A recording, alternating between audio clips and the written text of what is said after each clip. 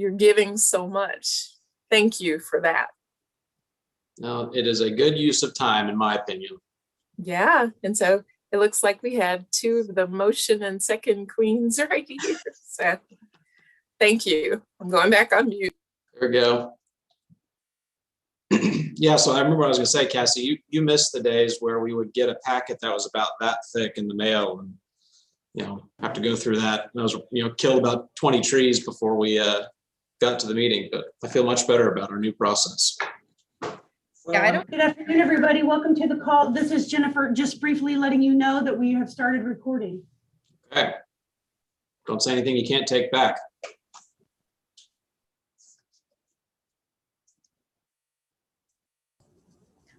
This is Katie. It looks like we are right at a quorum.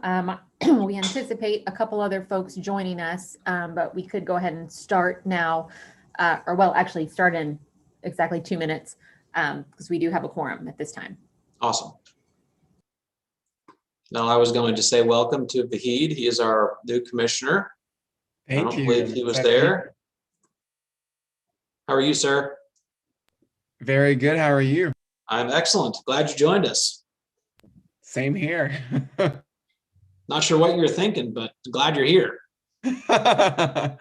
Last week, Monday, when we had our meeting, we had a pipe burst in the office. Almost most people were remote. So I was just trying to address it myself, and it was just shooting everywhere. So we're just trying to figure all that stuff out. So we had a little fire, I guess a water issue pop up. Man, still, that's brutal.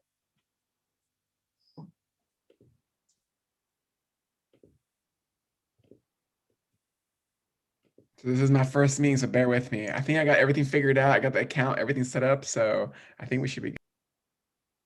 Well, I feel good about your abilities, Vahid. So, I think we're in good shape. Thank you. Vahid, they're probably going to tell you have to turn on your camera. That's what I learned in my last meeting. All commissioners must have their camera on. Oh, there we go. Look at that. Perfect, as Jennifer would say. Now we can't hear you though. There we go. There we go. There we go. There we are. Okay, it is 2 o'clock. Do we want to get started, Jennifer?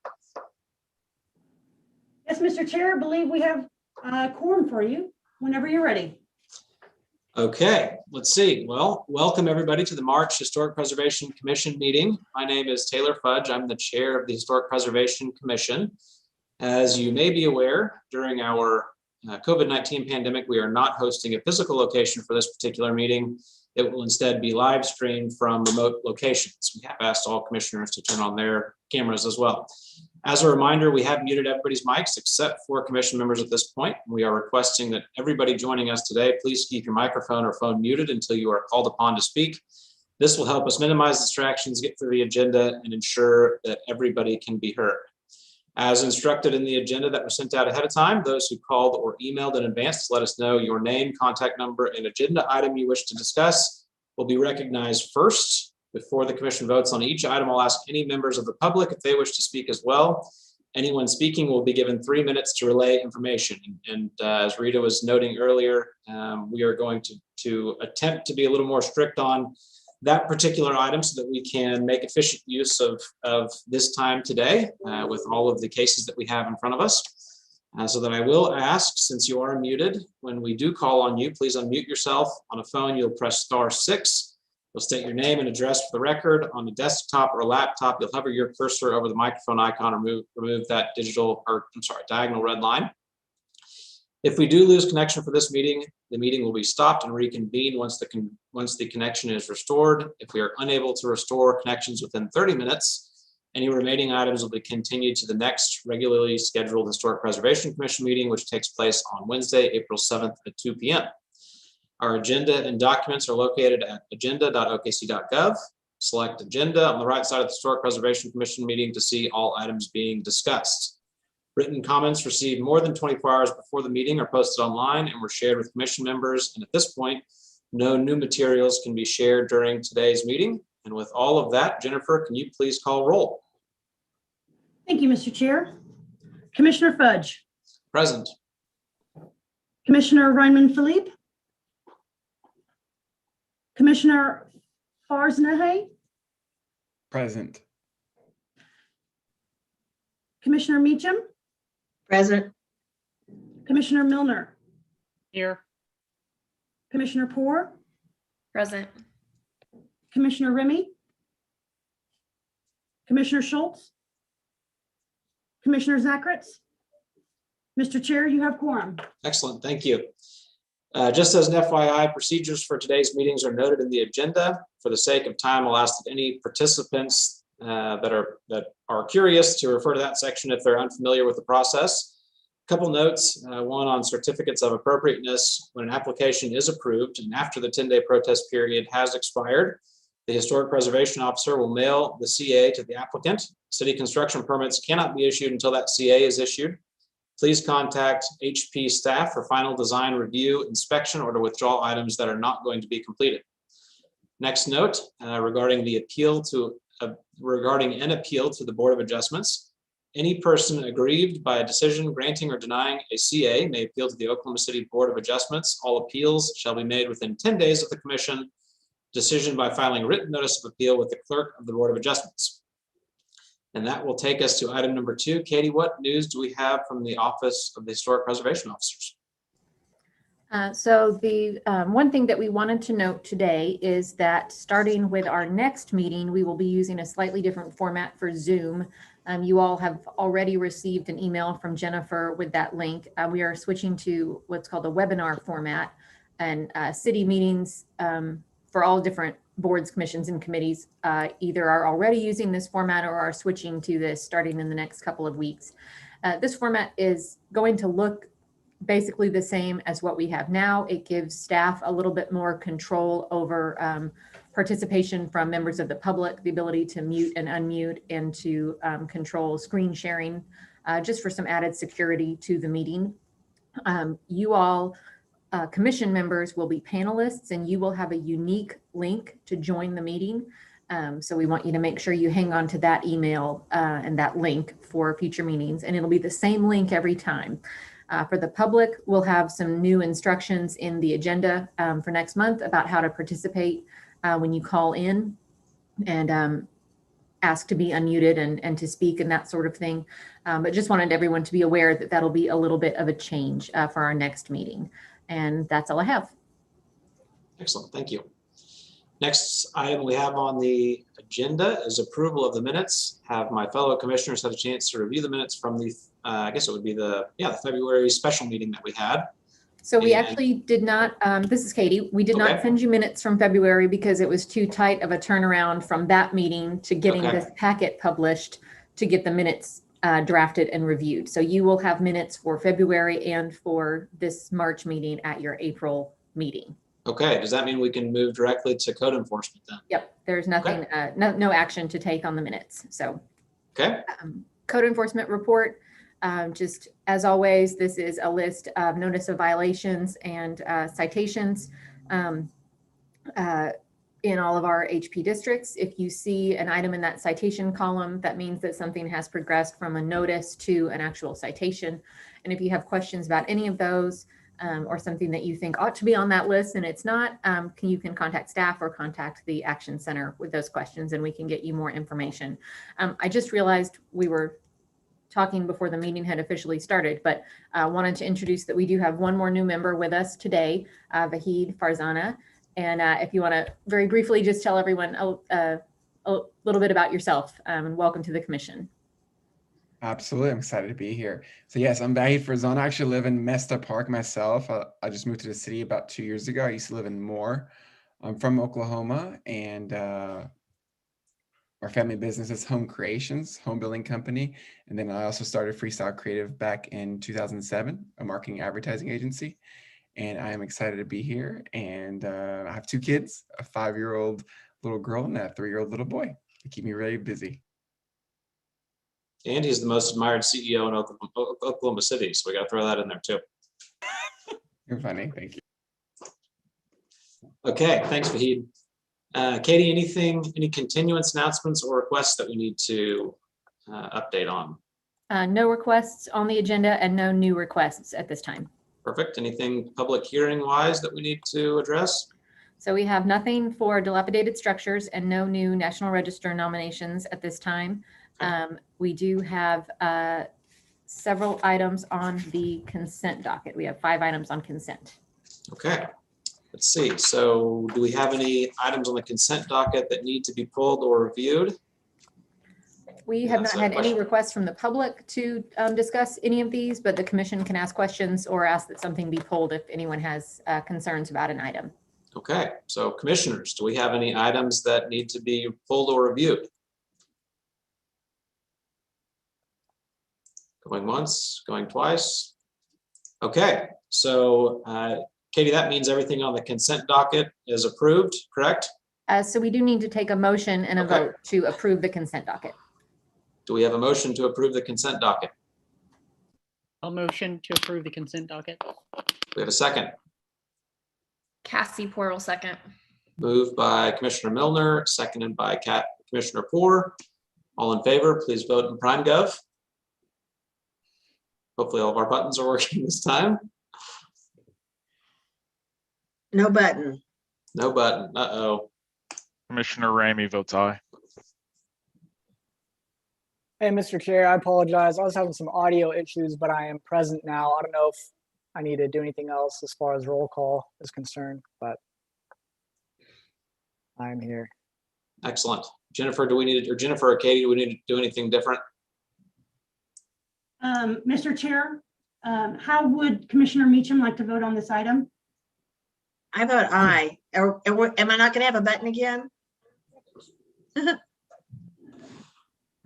You should have a button. I apologize. I just would like to make sure I capture your vote. I have noted otherwise for Commissioner Remy and Commissioner Philippe that have joined the call. Excellent. Jennifer, I'm seeing everything, but I just don't see a button. Is there something that have I logged in incorrectly? You shouldn't be. You may need to press escape to get out of the Zoom screen to get back to your PrimeGov screen. Okay. I mean, I don't know. I'm happy to take a verbal vote Okay. for anyone. I'll just, There we I go. will just So, continue to tell you my vote. perfect. Joe, what we can do is this week or next week, this is Katie, we could, maybe you and I can set up a virtual meeting and screen share and see if we can figure out why that's not showing up for you. Thank you very much. Perfect. Okay, looks like the motion to approve the items on the consent docket passed. If you are on that docket, you're free to stick around, or if you want to hear more, you can, you're free to leave, but if you want to hear more, you're free to stick around. Okay, we'll move on to item number D, cases for individual consideration. We have 8 cases to be heard today. The first one is HPCA 2100014 at 228 Northwest 30th Street. This is located in Jefferson Park, Ward 2, consideration and possible action on an application by Jefferson Laughlin for certificate of appropriateness to 1, install driveway and paving elective, 2, install stairs elective, and 3, replace fence elective. Staff's recommendation on this was to continue all items with there being some concern about the placement and configuration of the driveway and whether or not that was an appropriate installation in this location. The proposed installation of stairs is the second set of stairs on the driveway that will be visible and is not a typical configuration for the stairs. And then fencing is proposed for continuance largely because it's contingent upon the driveway being approved. Okay, perfect. Do we have any citizen, or I'm sorry, is the applicant present? I am present. Excellent. Do we, and I'll check back in with you in just a second, sir, but do we have any citizens that wish to be heard on this particular project as well? Or the neighborhood association if they were choosing to weigh in? Okay, well, it sounds like the conversation will be directed towards the applicant. What questions do we have, fellow commissioners, for the applicant on this particular project?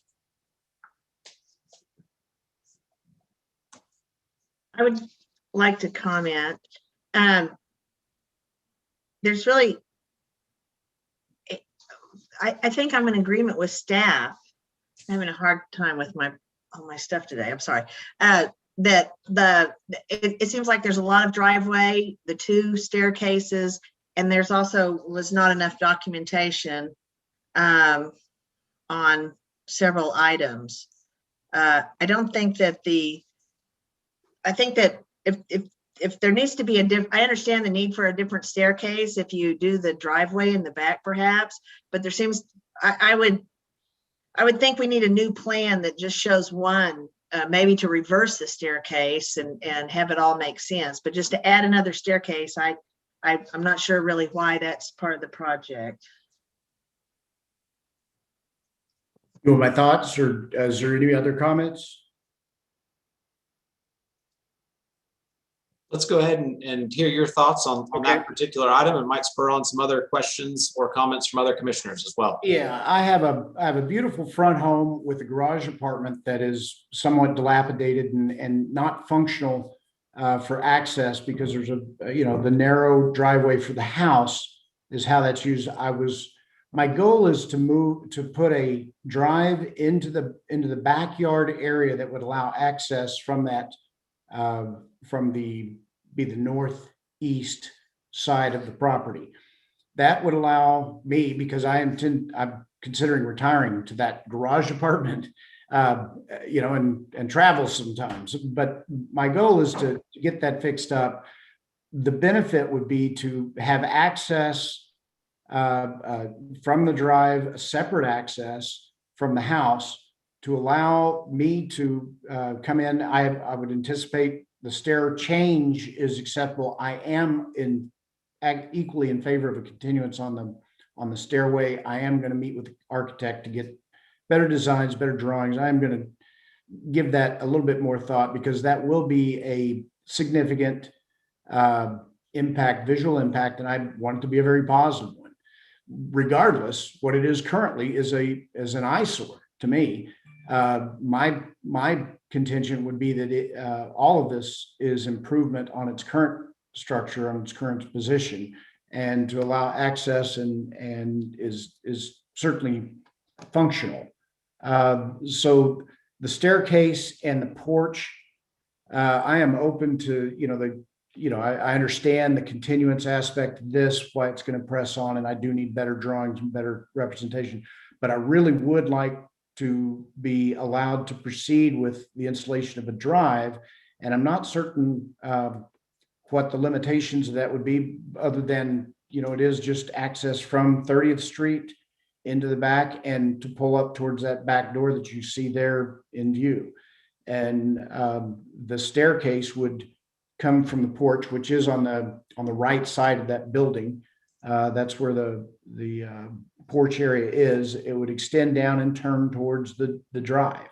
It is it's a logical and functional stairway, but perhaps the design and the supporting documentation falls short. But I would like to get the drive in, and I'm not certain. I understand that it does need to be appropriately finished so that it does not, shine white with bright new concrete. I'm well aware of that, and I've had discussion with the contractor on that. But we had, I've got access. In fact, it was approved in the past, and it is a simple access with the ability to back up and turn around to where you'd come out facing the street. You'd never back into 30th Street. So I made sure that there's ample area for that. So I'm not certain of any of the reservations on the drive. That's probably my primary goal, is to get that. I was hoping to get that done in March. The fence is something that the limitation of it is a 6-foot cedar stockade. I mean, it would be taller than what you see there. It would offer more privacy and I think also be a benefit. I do want to install an electric gate at that where you see that entrance would be, and make it something I'd be proud to pull into. And that is my intent, and I have every bit of confidence that it'll be done in a manner that is certainly an improvement on what it is right now.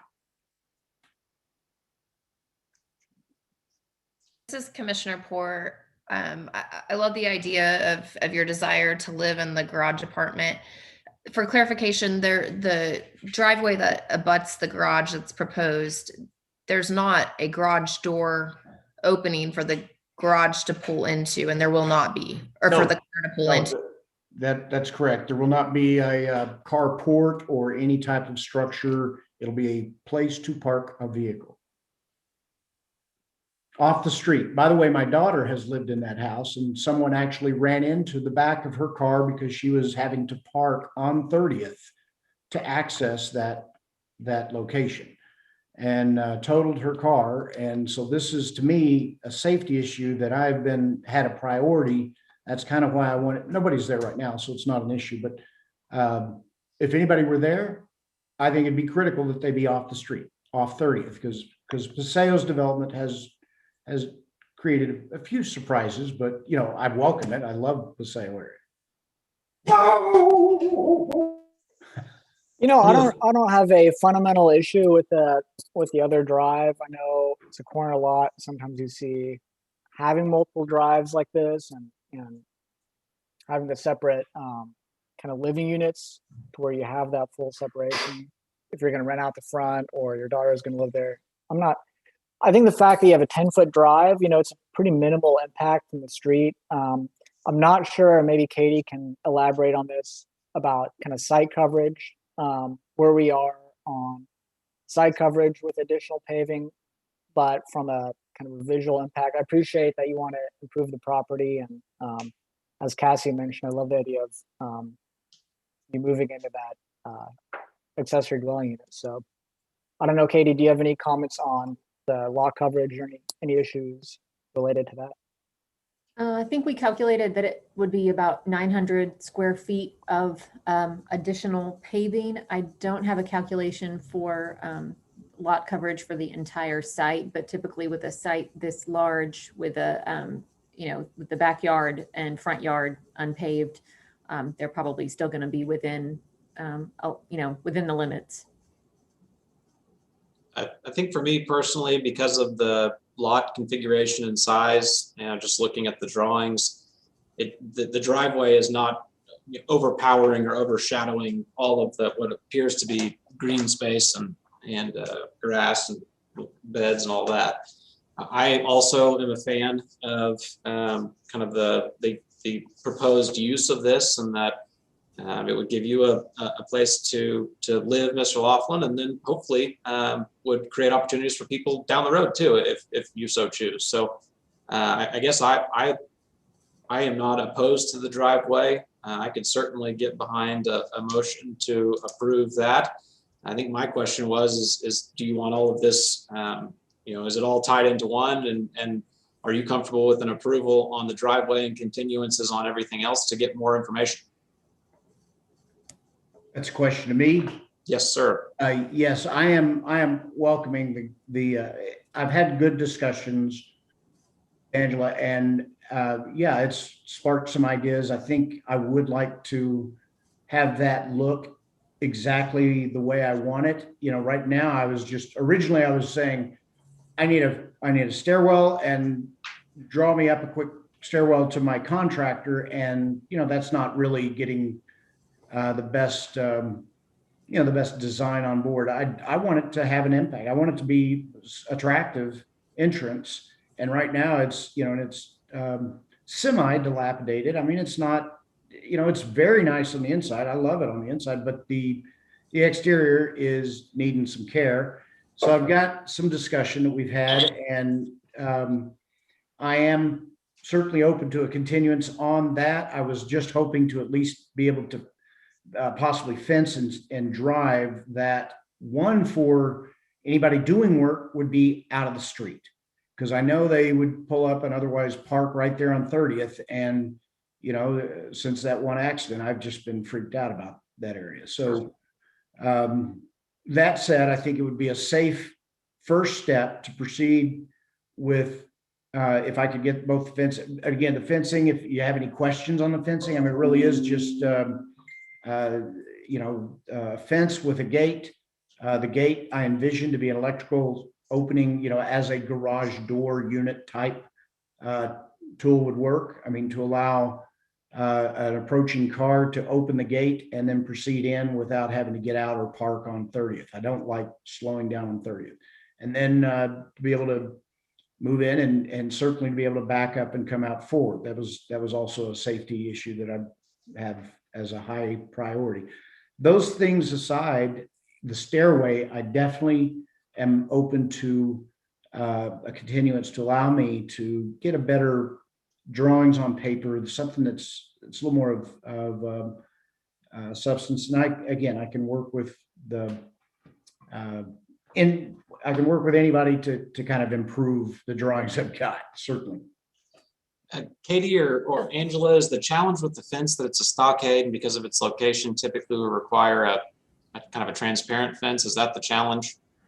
So the guidelines do talk about some transparency at on a corner fence, depending on the placement of the fence and how long the fence is. We don't always require that in every location. I think I think we may have needed some additional documentation from the applicant on exactly what the fence was going to be. And then it was just, contingent upon the driveway being approved, because that's why the fence would be needed. The one other thing I will note on the driveway, if we're moving in the direction of potentially approving that, is that it is proposed at a curb cut of 20 feet wide. And the commission may want to weigh in on if that's an appropriate width for the curb cut in that location. Typically, we see driveways stay at 10 feet all the way to the curb and then possibly widen as they get farther back onto the property. So, Mr. Laughlin, is there a particular reason why we need it to be 20 feet, or can we limit that to 10 to keep within the guidelines and hopefully push this along? I'm sorry if 10 foot was the guidelines and that was just an error on my part. I'm trying to just allow for someone to drive in and pull off, slowing down a little bit as they're pulling. 30th seems to be fairly busy sometimes. So Sure. But I will accept some limitations there, certainly. Okay. And Angela, I'm sure that's something that you guys could approve administratively if we approve that kind of general drive configuration. Yes, Scott. I might want to point out too, of interest, is that the curb cuts are already made from that last approval. It was a contractor had gotten approval. We went forward. There were tenant issues at that time. They were wanting to do that. I was on board with it. It didn't get done, but they did cut the curb already back then. I don't know if that was the point that they stopped, but the cuts are already there. I think I provided a few pictures of that and some submittal, but the bottom line is, and they can be cut at now different locations. It would be better if we could, work somewhere between the 10 and 20, but to me, a wider entrance is more functional. But again, I'm open to whatever limitations and whatever is common in the area. I can modify accordingly. We don't have any drawings of the gate. I provided some pictures. I don't have, and hearing the discussion, it was interesting that there's a desire. Of course, I don't know how you all think sometimes. I'm sorry. I'm just a guy trying to do something on my home. If it's beneficial to have visibility into the area, then I would be open to certainly a metal fence. I think it sometimes is more attractive, but I don't want to, dominate a scene, and I don't want to make it look like some, castles around the corner. It's nothing there. It's just a garage apartment. But I was originally thinking a cedar stockade 6 foot with the pole similar to what's out there, but the poles on the interior. But I would be open to a metal gate there that allows some visibility into the property. if that is a winning concept, what I'm trying to do is tailor it in a manner that I both like it and it fits your needs and it fits the neighborhood, appropriateness. Katie, I don't think that we've generally I don't think anybody's brought before us a stockade fence gate. Yeah, we've had some of those. We have. We've done driveway gates that Okay. match the stockade fence. Matches. Okay. I mean, that's fine. And I think, I mean, yeah, is that given something that you all could approve? If you brought more drawings? Yes, that both the driveway and the fence, if you all approve those with conditions that they submit additional documentation to staff, that would be fine. Okay. It sounds like we're getting. But pretty am I close. hearing? Go ahead. I'm sorry, go ahead. No, go ahead. I'll ask my question here in a second. Go ahead. I was just simply hearing the discussion, and is there a preference to a metal type gate that would allow greater visibility into, it defeats some privacy, but the gate is the privacy. The gate is control. That's my boundary. And Protection. I don't mind visibility. I just don't want necessarily access. It sounds like staff is saying that either it would be your preference. And so if you brought the wood fence, maybe it's a question of budget when you compare the two or whatever. But what I hear is that you could do either. I can do either. You just need to present it to staff for staff approval. Is that correct, Katie? Is that correct, Katie? Yeah, so we can either do an approval now with the condition that they submit a gate that meets the guidelines of whatever design they choose to staff. I think that would be the easiest path for that. And in regards to the width of the entrance, do you have a final comment on that, Katie? I would just say that we typically have, most driveways that we approve, unless it is a driveway to a garage that is very close to the street, where you're pulling straight into the garage. Usually when the garage is set back from the street like this, the driveway is 10 feet at the entrance and then widens to the width of the garage as it approaches that area. I know 30th is a very busy street, but we've, that's kind of what we've held folks to on, many locations, including some other busy intersections and streets. I'd be inclined to restrict that to the 10 feet. I would too. I'm comfortable with that. Yeah, one Okay. final question I had, I apologize, on the stairway, just to give some guidance for, if we continue that and you come back with an alternate design. So you're keeping the old stairway and you're adding a new one. Was that your original proposal? That was my original plan, with the understanding the less I tear up, the less I have to replace. It really was, I just need access from that driveway.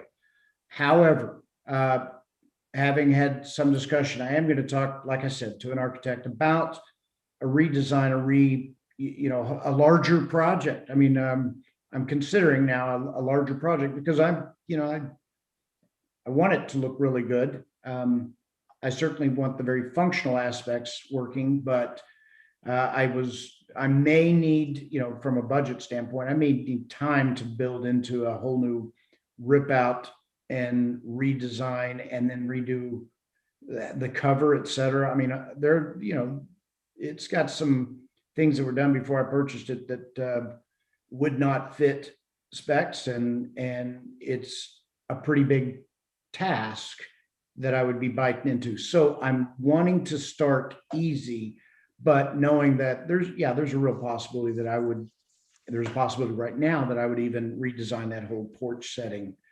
and possibly tear out that back stairway, that current stairway. But that is not something I'm just yet willing to commit to, because I don't know what the bottom line of that would be. Now that sounds good. That sounds pretty clear cut then. I guess you're going to do some more work on that portion. And it sounds like sounds like we'll be back with that with a continuance. So, Very good. We can continue to the, I would recommend continuing to the May 5th meeting because the turnaround for April 7th is going to be new documentation by Tuesday of next week. And if you're looking at a more thorough redesign, then that's probably not going to be enough time. Correct. For the porch and the stairway, yes, or the stairway. Right. Understood, but I can, with the additional submittal of documents, I can move forward with the drive. Is that the direction we're going? So we'll need a motion, and it sounds like we were on the precipice of that. It sounds like a motion for approval and a motion for continuance. Do we have any commissioners that wish to make those?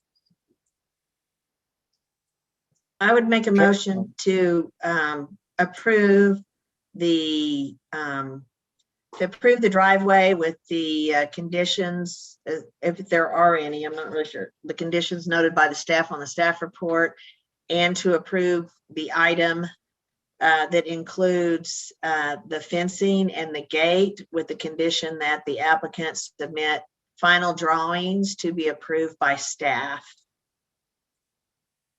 Excellent. This Moved is by Joe Katie. Meacham. Do we have, Katie, sorry. Sorry, was that, we had discussed a condition to limit the width of the approach to 10 Yes. feet? Oh, I'm sorry. And yes, included with the approval of the motion to approve the driveway, that there would be one condition, and that would be to limit the entrance of the driveway to 10 feet as suggested in the guidelines. Perfect. Moved by Commissioner Meacham. Do we have a second? I'll second. Second by, I didn't see who that was. That Commissioner Milner? Klaus. Who said second? Was that Klaus. Klaus? Okay. Moved by Commissioner Ryman Phillip. All in favor, please vote in prime gov, and then we will move on to the continuance. By the way, just real quick on the voting portion, it seems like I can vote yay, nay, or abstain, all those, but I was not able to click the second. But I guess, is that just happening in the background now? I can't click anything, so. Okay. Okay, and I moved the motion. On your motion. My name's not on there yet on my part, so. Jennifer. Joe or Commissioner Meacham, I'm assuming you're voting yay on those. Yes, on that motion? yes, I'm voting yay, but I'm not even seeing my name by moved by. Do you see it? I do see your name. It says moved by, yeah. Oh, now it says moved by Vahid. Yeah, I know. There we go. Okay, very good. Okay, the approvals have passed. Do we have a motion for the continuance of the stairway and front porch structure? I'll make a motion for HPCA 2100142, continue the installation of the stairs, item 2, to the, which meeting would it be? May 5th. May 5th meeting. Do we have a second? I'll second again. Moved by Commissioner Meacham, seconded by Commissioner Ryman Phillip. All in favor, please vote in prime gov. Commissioner Meacham votes aye.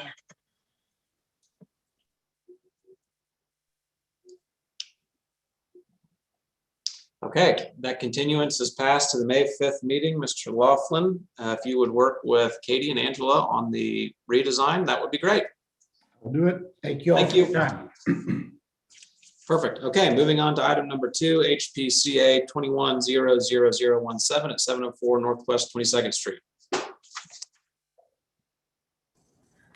This is in Mesta Park, Ward 6, consideration and possible action on application by David Bloomer for certificate of appropriateness to 1, remove window on east and replace with altered opening and new window required. 2, remove window on west and replace with altered opening and new window required. 3, replace front porch columns required. 4, install curbs and gravel in alley required. 5, replace front door and remove storm door required. 6, replace back door required. And 7, replace fencing required. It just occurred to me that for some of our new commission members, you may not have seen the required versus elective.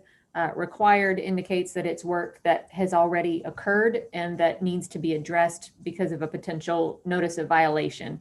And that's our cue to the inspectors that if they go out and inspect the CA and that work hasn't been completed, then they need to follow up with us. If it's just a proposed project that someone thinks they might want to do and it's elective and the inspector goes out and they haven't done it, then we don't really care if they never completed their project. So I just realized I'm saying those words and you all may have no idea why those are in there. But just briefly, the project, as I said, replacing and relocating windows, doors, fencing. This is work that has already occurred, but the commission has to review it as if it had not yet occurred. And staff did recommend continuance for everything but the fence because we need some additional documentation on changes in window locations and original or historic condition of various features, porch columns, doors, etc. Thank you, Katie. Do we have the applicant present today? Yeah, this is David Bloomer. I have my wife, Cody Bloomer, with me here as well. Excellent. Thank you. Do we have any citizens that wish to be heard on this particular project or any comments from the neighborhood association? I am not a citizen, but I am helping the Bloomers I've helped them kind of put everything together. So I'm with them on this. Perfect. Any other Katie, citizens? ma'am, can you give us your name and address? Yes, Aaron James, and I'm at 801 Swan Lake Road. I'm actually in Edmond. Okay. Thank you. Okay, any other citizens that wish to be heard on this particular project or make comments from neighborhood association? We did not receive, this is Katie, we did not receive any comments from neighbors or the neighborhood association on this project. Perfect. It looks like the fence is pretty straightforward on this particular project based off the notes in the report. Several items for continuance, but do we have any commissioners that have questions for the applicant? It looks like, go ahead. Go ahead. I was So it just looks going to like- say, Yeah. if you've read the staff report, are there any items that you're willing to change to make to follow the guidelines before we get started and talk about them? Have you already considered what you might do so that there wouldn't be any issues with that particular item? So I read through it, and most of everything that I read, I thought basically needed more supporting documentation. But I'm willing to change anything and everything that needs to be changed to make it right.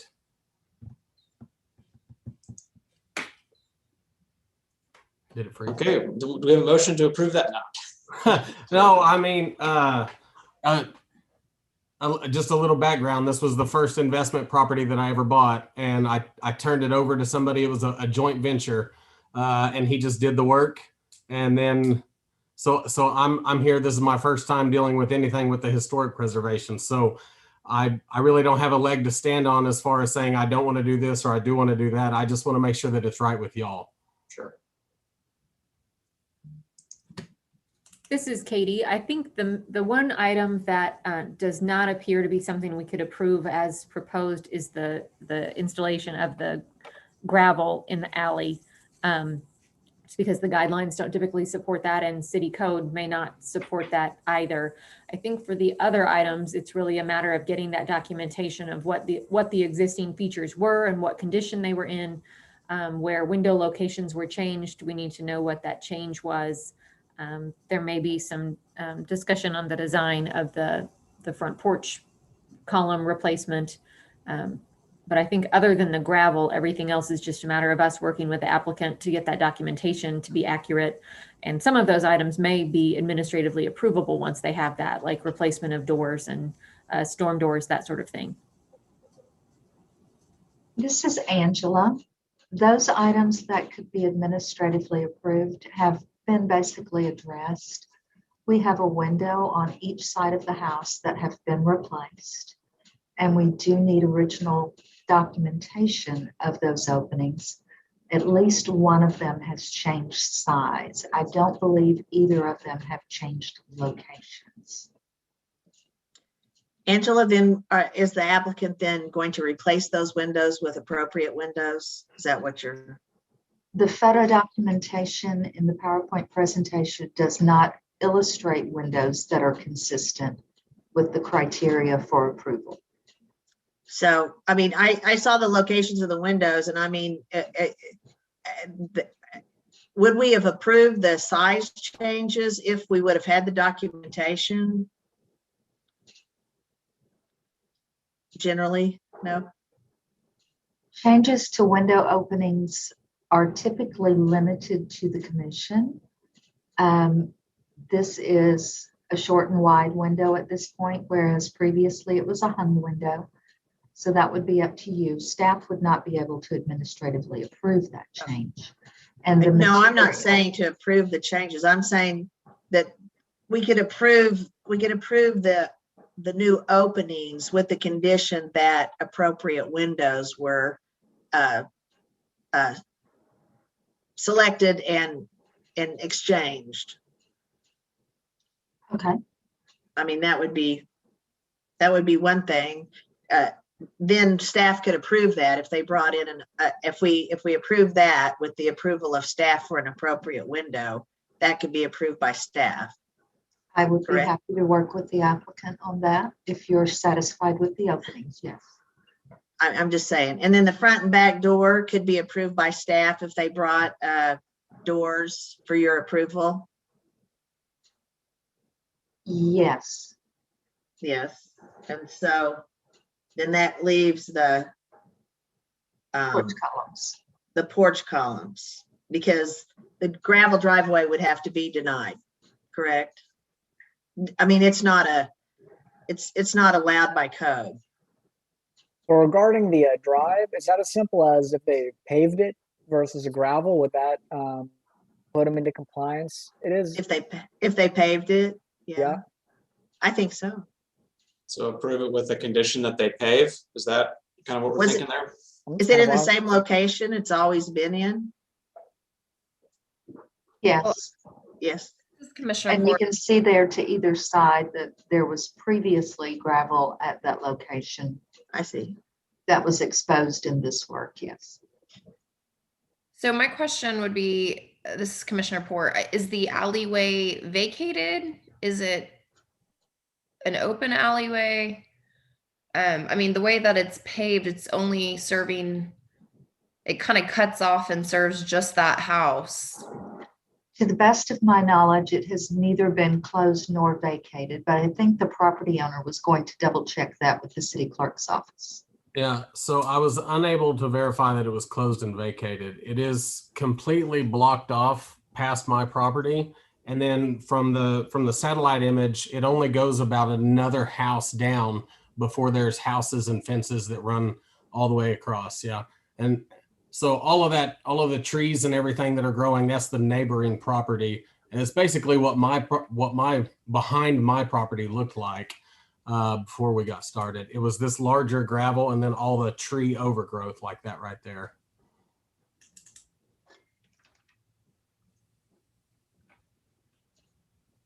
Yeah, I think that's an important question, is if it's still open or if it's been vacated. Because if it's been vacated, then a portion of that isn't even property that you can utilize. Correct. Yeah. With multiple phone calls to, I forget who all it was now that I called. It was at Angela's recommendation, and nobody had any documentation that it had been vacated. So based on that, we'd assume that it has neither been closed nor vacated.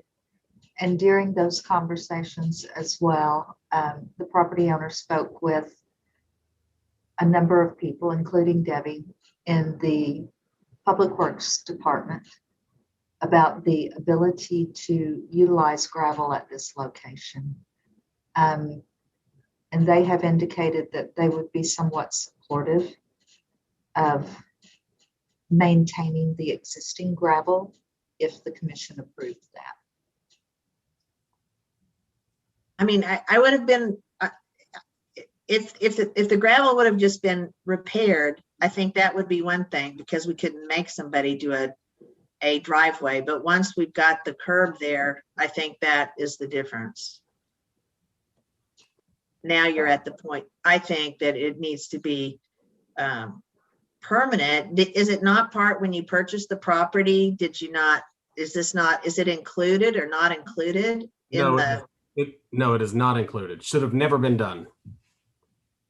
Oh, okay. Okay, I see what you're saying. Yep. So actually you paved, okay. So it But- wasn't included in the property description. This is actually the alley, the old alley. That's correct. Yes. I guess where I struggle with making a decision on the alleyway is we don't know if it's been vacated or not. And if we just if we tell the applicant that he needs to pave it, and then the city comes back and says, no, we're not doing that either. I agree with that. I agree with that. They need to find out the final word on what they can do or whatever, but. Sounds like a continuance has to happen on that. For that. This is Katie. If that's continued and we can get clarification from other departments within the city, and we can work with the applicant and likely administratively approve something that meets both the guidelines and whatever standards are applicable to paving in the alleyway. Okay. Yeah, I was gonna say, as long as, I guess, kind of parallel to that, as you mentioned, figure out if that public alleyway can be improved, or if it is improved, what standards from the city there are for improving the alley. And then, I mean, if they say gravel's okay, I don't know. Since it's not a personal drive per se, it would be the public alley if that meets the guidelines of the city. They have stabilized it, so I don't see it necessarily washing out with the curb. I don't think I'd have a problem with it, but we definitely did clarify that. So.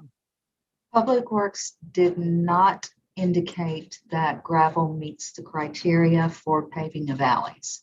And they did forward to me what the criteria for paving of alleys is, and it is actual pavement.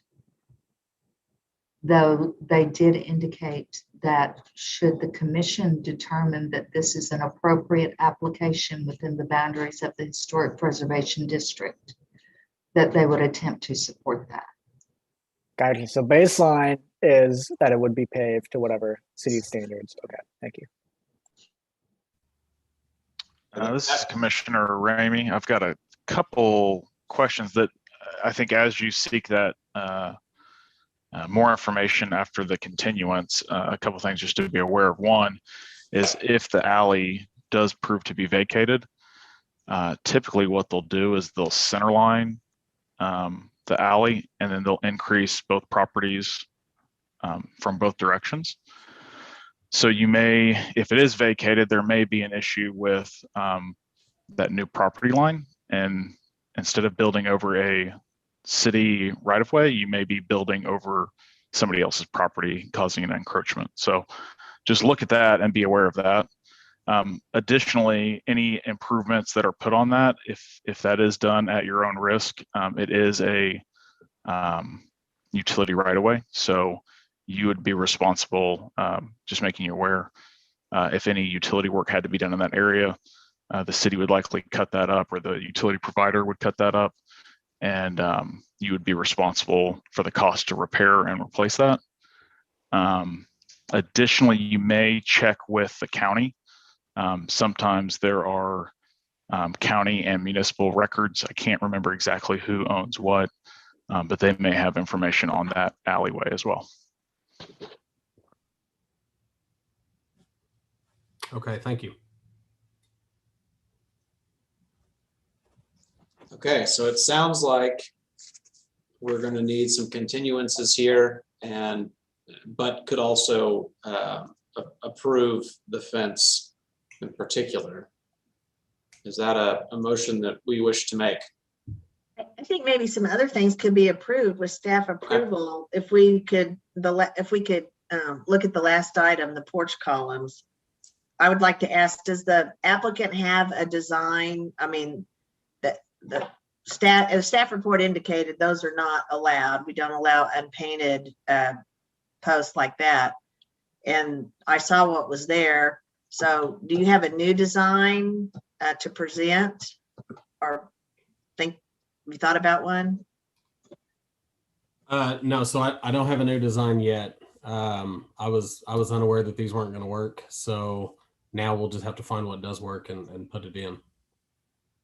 Get approval, of course, and then put it in. Right. I think if you'll just talk to Angela and Katie, you can come up with something. I mean, I think that we could go ahead and, I mean, I'm ready to make a motion to approve certain things with conditions and then to continue certain items. Perfect. Anybody else?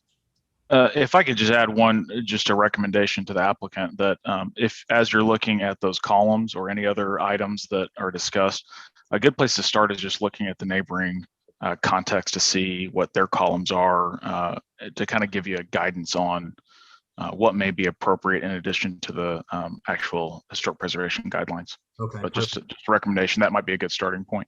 Yeah, thank you. Perfect. Okay, Commissioner Meacham, did you want to make a motion? I'm going to try.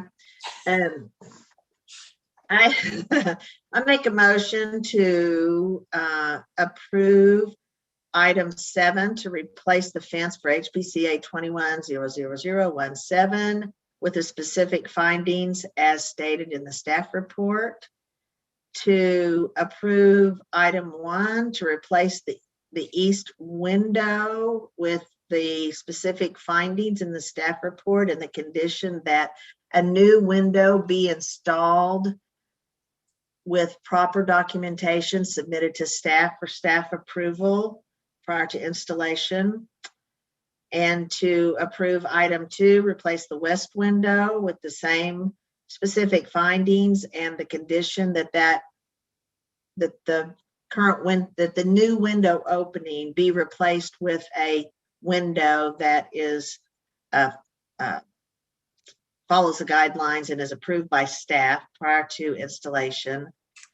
Let's see, and to approve item 5 to replace the front door and item 6, the back door, with the specific findings as noted in the staff report and the condition that new doors, that the design of new doors and the specific door be submitted to the staff for approval, and that door is then used for replacement.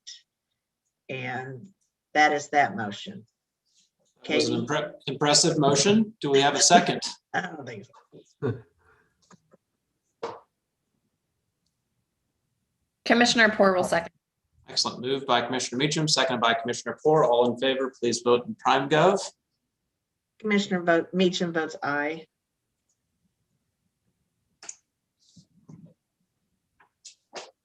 And Ms. Meacham, yes, I understood from that motion that the proposed and now existing front door is not an acceptable design for this property. that is correct. Both the back door, I mean, that's my motion, is that the applicant must submit new door designs or a door to the staff, both doors that fit the guidelines to be approved by staff. Thank you. So and I don't know if the owner had any other, I mean, those are conditions. That would be replacing the 2 windows and replacing the 2 doors. Perfect. Well, items 1, 2, 5, 6, and 7 were approved with conditions. Can we get a motion on items number 3 and 4 revolving around a continuance? And I'm assuming that would be to the May 5th meeting, because we're going to need to visit with Public Works on the driveway, correct? I would make a motion to continue item 3 and 4. 3 and 4 for HPCA 21-0017 to the May 7th? 5th. May 5th meeting. Do we have a second? I'll second. Moved by Commissioner Meacham, seconded by Commissioner Ryman Phillip. All in favor, please vote in prime gov. Commissioner Meacham, how do you vote? Aye. Thank you. Okay, items number 3 and 4 have been continued to the May 5th meeting. And just a quick note on the door and the windows, if for some reason the applicant submits some windows, or if they feel like they want to discuss the door, the window types in depth, that could be something that could come back as well, right, to discussion at the next hearing. Am I Yes, correct on this that? is Katie. If we can't find a proposal that meets the guidelines and that also is, what the applicant has in mind, then we can still bring that back to the commission for you all to weigh in again. Sure. Okay. Thank you. Thank you. Okay, Mr. and Mrs. Bloomer, you guys can head out. Okay, thank you. Thank you. Let's see, moving on to item number 3, HPCA 21-00020 at 229 Northwest 35th Street. This is in Edgemere Park, Ward 2, consideration and possible action on application by Joe Bailey, Joe Co. LLC, for Jonathan Drummond for a certificate of appropriateness to 1, demolish burned garage, partial demolition, elective, 2, reconstruct burned portion of garage, elective, 3, replace garage door with double wide door, elective, and 4, relocate pedestrian door, elective. Staff did recommend approval of this application with conditions addressing submitting additional documentation on the doors. Since the packet went out, we have received that documentation from the applicant, so they have essentially met that condition. Essentially we recommend approval. Okay. Is the applicant present?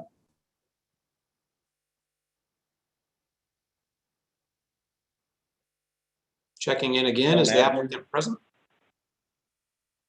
This is Joe Bailey with Joe Co. LLC, 2717 Drakestone Avenue, Oklahoma City. Perfect, thank you, Joe.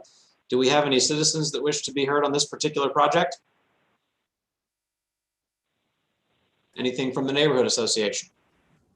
This is Katie. I don't think we had anyone else signed up to speak on this, and we did not have any comments from a neighborhood association on this item.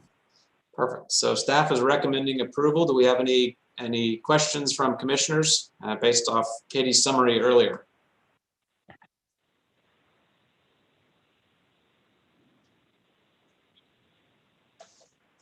Okay, do we have a potential motion to approve these items as noted in the staff report? Yeah, I'll make a motion to approve HPCA 21-00020, items 1 through 4 with the specific findings and conditions as noted in the staff report. Thank you, Commissioner Phillip. Do we have a second?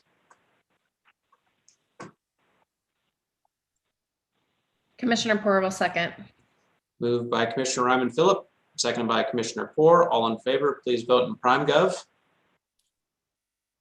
Commissioner Meacham votes aye.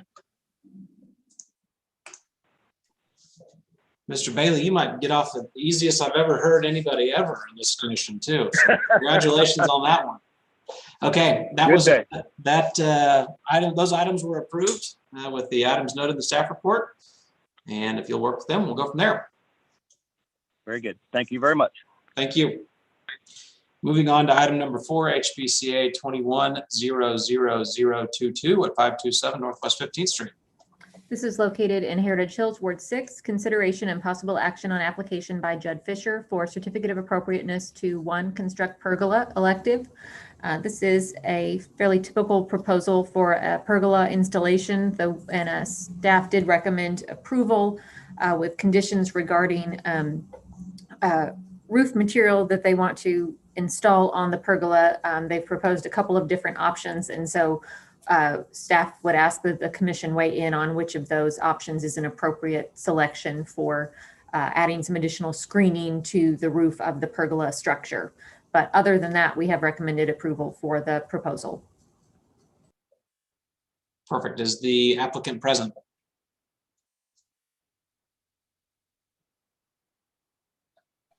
Yes, this is Judd Fisher at 527 Northwest 15th. Perfect. Thank you, Mr. Fisher. Do we have any citizens that wish to be heard or any comments from the neighborhood association? This is Randy Ice with Heritage Hills. We sent in a letter and we agree with staff recommendations. Perfect. Thank you, Mr. Ice. Any other citizens that wish to be heard on this particular project? Okay, questions from commissioners for the applicant?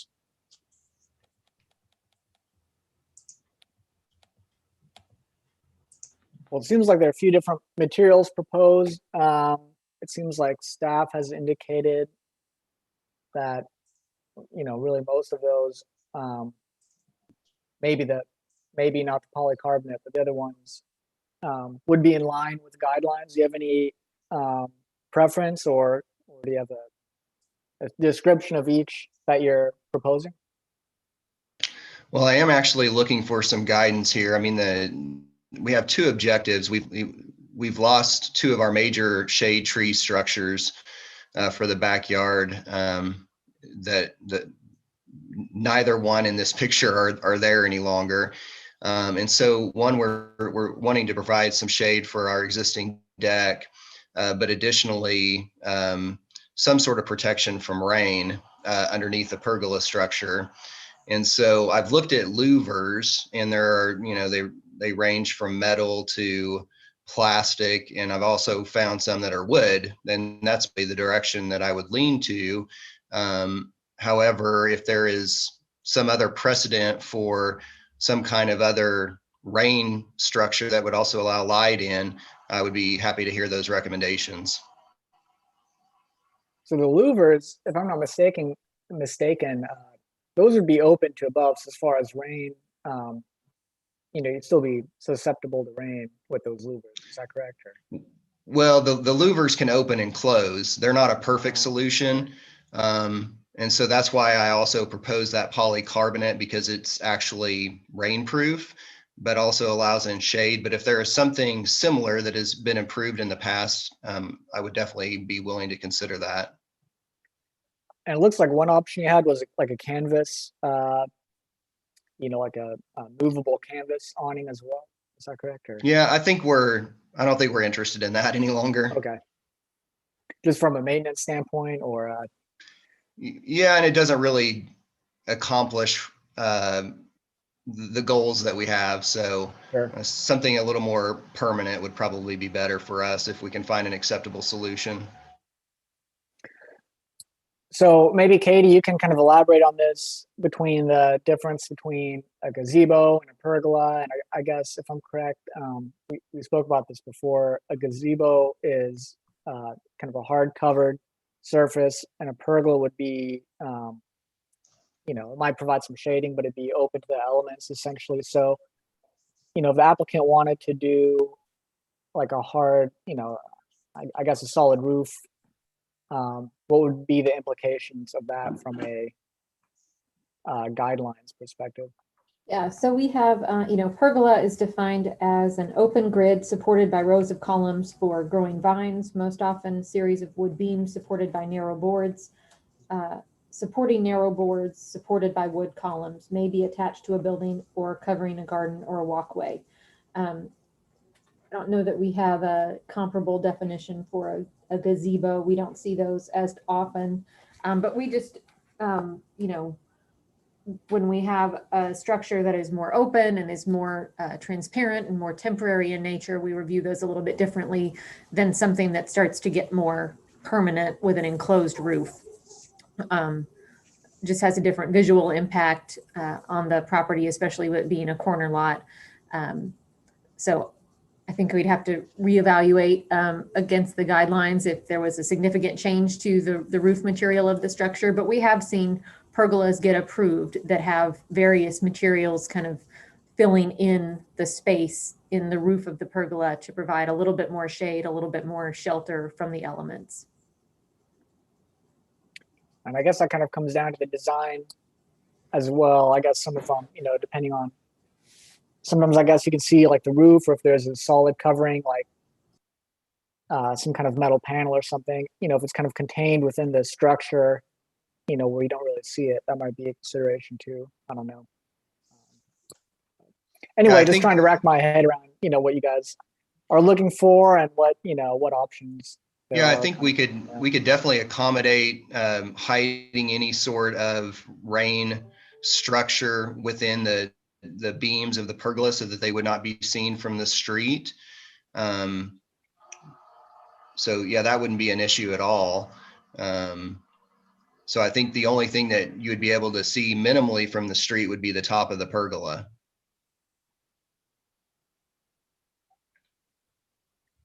Yeah, I don't know if, I mean, in that case, it'd essentially be a pergola that was rainproof. I mean, if the roofing or that solid material wasn't really visible, I'm not sure if I would personally have an issue, but definitely I would want to see that documented, I think. I don't know how my other commissioners feel, but. I'm with you, Commissioner Phillip. Sorry, Commissioner Remy. Oh, go ahead. I just had a couple. I'm trying to really understand the proposal. So help me or clarify for me if you could.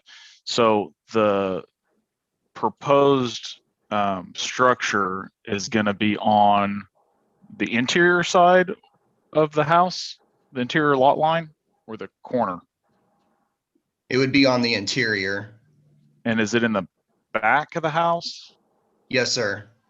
Okay, because it looks like you have several covered areas that are rainproof. So I think just brainstorming, why not just match that? Same system. I'm not sure I understand what you're looking at. So we you don't have any front porch? Yes. And you've got a side porch that's hanging off the side of the house? Yes. And both of those are covered and waterproof? Correct, yes. So could a system similar to that satisfy your need? Just as, you know, I'm not steering you that way. It's just a question. Because it sounds like from a functional standpoint, those are already doing what you're wanting and they already exist on the house. So that may be an appropriate way to achieve your goal. Just a thought. Okay, understood. I'm looking at the one picture where there's the pergola is located between the two tile roofs. Is that correct? I think that's just an example photograph. Oh, that's just an example. Not their actual house, yes. It's not your house. It's correct. Not, okay, it's not their, okay. But it would look like that. And it doesn't seem like it's really visible from the street really either.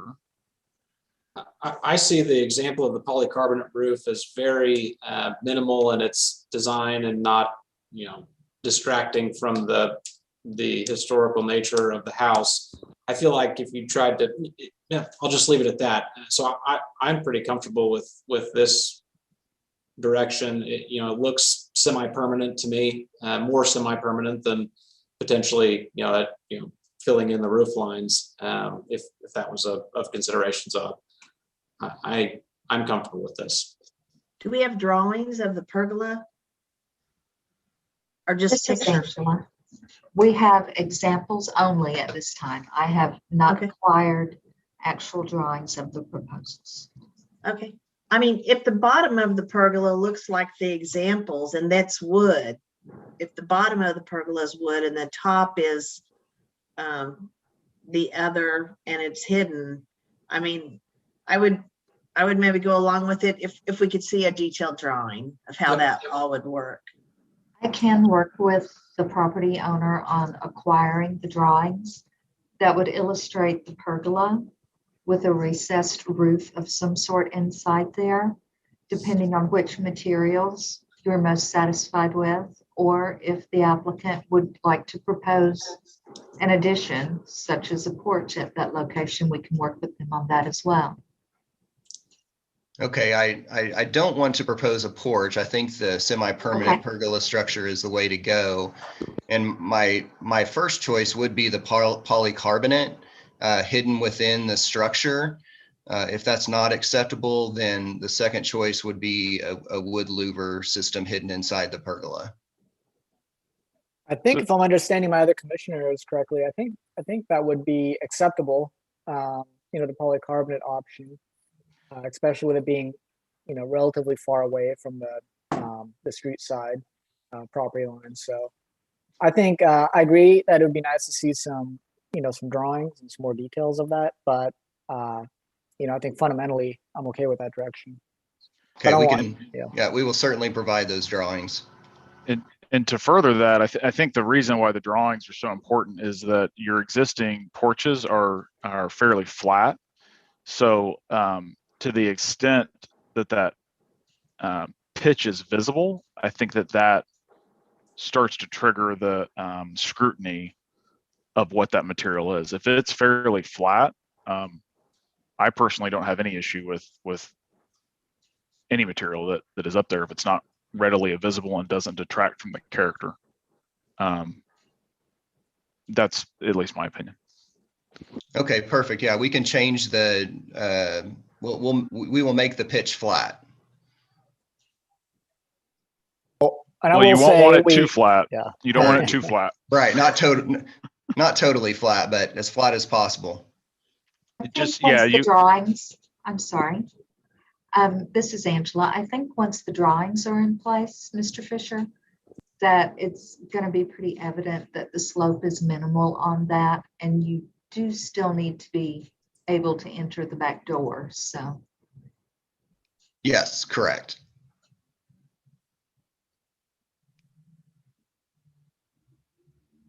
Okay, do we have a motion on this particular item? Do we know what date to continue this to? Would that be Probably the May 5th 5th, meeting? or I don't know if what date was it that they would need to provide those drawings if it was the earlier? I think next It's Tuesday, I believe. Next Tuesday. Is that probably too quick, or I don't know if Mr. Fisher has a. I think we can make that happen. Okay. And worst case, since this is the first continuance, as far as I know, it could just get, you'd have another continuance. So what was that meeting date? That's April. Do you know, Angela? April 7th. April 7th. Okay. All right. Well, then I'll make a motion if everyone's okay with that. I'm okay with that.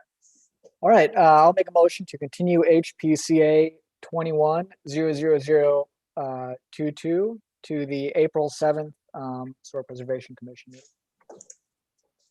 We have a second. I'll second. That's Commissioner Milner. Moved by Commissioner Ryman Phillip, seconded by Commissioner Milner. All in favor, please vote in PrimeGov. Commissioner Meacham votes aye.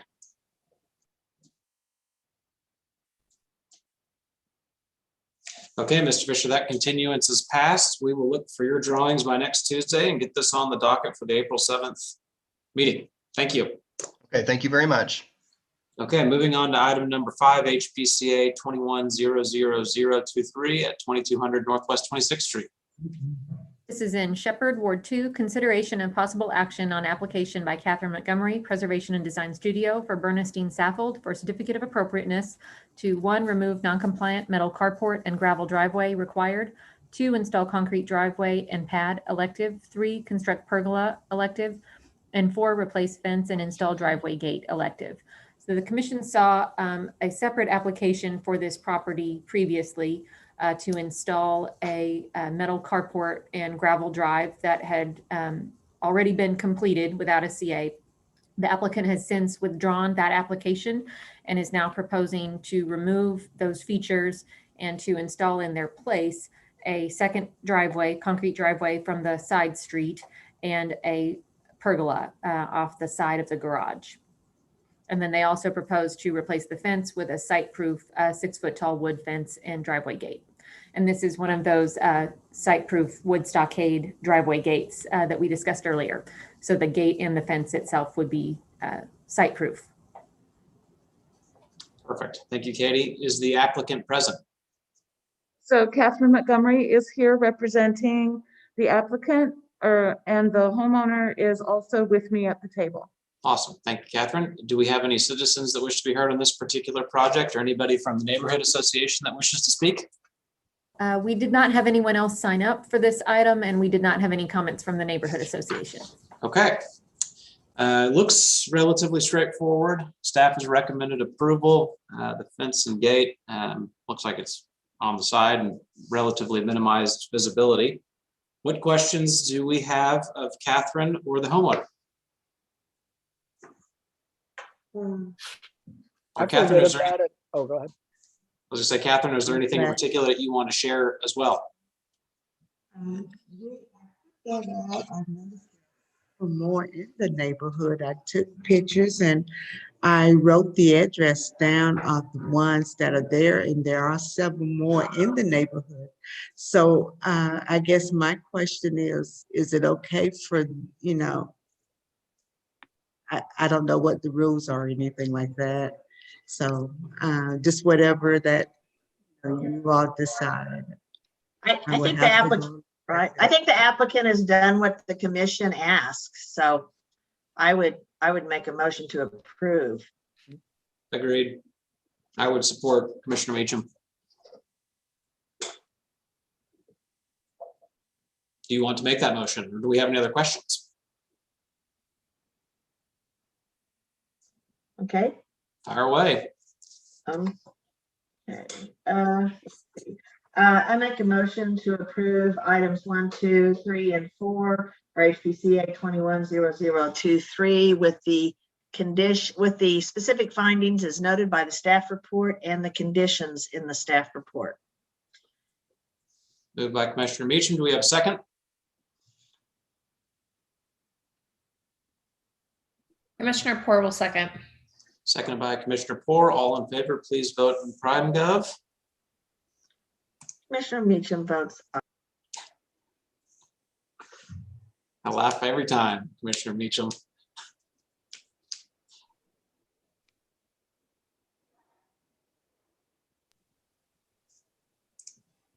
Did you get my vote? Yes, Commissioner Meacham, I did. Does Commissioner Farnay like to vote on this item? Vahid, are you with us? Oh, is that, let's see, I miss. Yes. Sorry about that. Thank you, sir. That motion has passed with conditions.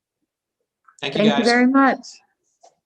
All right, moving right along to item number 6, HPCA 210025 at 1442 Northwest 36th Street. This is in Putnam Heights, Ward 2, consideration and possible action on application by Brian Fitzsimmons. And Brian, we will get that fixed in the minutes. Fitzsimmons Architects, we've got a typo on his name. For Colette and Scott Buxton for a certificate of appropriateness to 1, replace fence elective, 2, replace deck elective, 3, replace pergola elective, 4, replace handrail at ramp elective, and 5, install hot tub elective. This is replacing a lot of existing features, and staff did recommend approval for all items except for the pergola. We did recommend continuance on that. The proposed pergola is a metal structure, which is not typically what we see for a pergola material within the historic districts. The guidelines talk about pergolas being wood or another sustainable material. So that was the only item that we didn't recommend for approval. But I think the applicant would like to hear from the commission on thoughts about that pergola material. We did receive one comment. It came in too late for us to get it out to the commission from a neighbor, basically saying they supported the application as well, and that their only concern was preservation of the historic stone wall, which does not appear to be included in any of the work that's proposed. Okay, and is the applicant present? Yes, Brian Fitzsimmons is here, and also the homeowner Colette is here as well if needed. Perfect, thank you guys. Do we have any citizens that wish to be heard on this particular project, or is there anybody from the neighborhood association that wants to speak as well?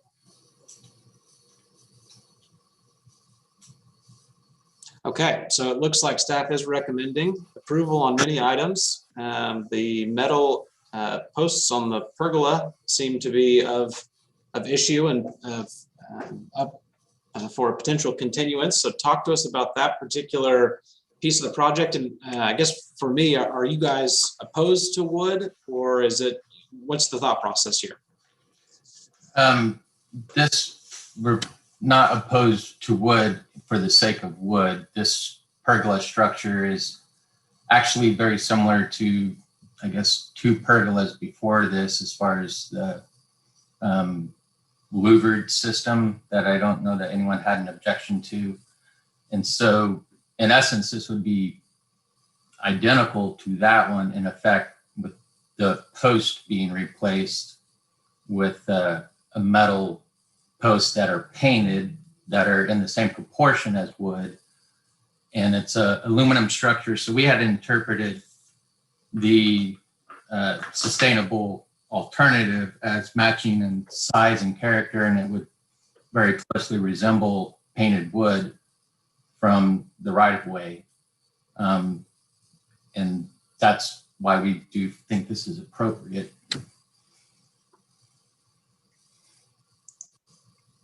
And also I should add that aluminum is a sustainable material. The actual structure is 50% recycled to start with, and it can be disassembled just like a wood pergola can and be recycled as well. So that's why we're interested in that.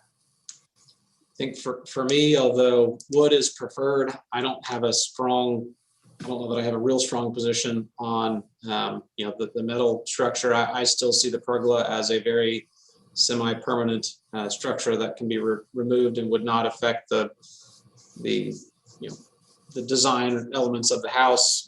I'm glad you're keeping the rock wall. I like that as well, but I don't know that I have any major challenges. Any other questions from commissioners, or do we have a motion? No, I agree. There's one quick question on that aluminum. I could be imagining this. Was that aluminum stamped in any way to have any kind of pattern, or was it just smooth aluminum? Or, It is smooth aluminum. I do believe the company at one time had a stamped pattern, but it never sold, I suppose. So. Okay, perfect. Yeah, I just want to make sure it was a smooth aluminum, not some kind of like a wood grain type thing. No, it's not faux grained. So. Perfect. Okay. Yeah, I don't have any issues either.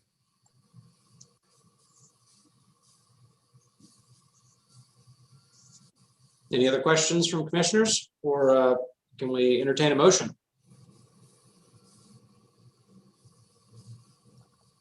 I'll make a motion to approve HPCA 21-00025. Let me just make sure on these specific findings. With these specific findings as noted in the staff report, and that we feel that aluminum is, in this case, with a 50% recycled, is a sustainable material, and that is an appropriate use for this application. Do we have a second? I'll second, Commissioner Milner. Moved by Commissioner Ryman Phillip, second by Commissioner Milner. All in favor, please vote in prime gov. Commissioner Meacham, how do you vote? Aye.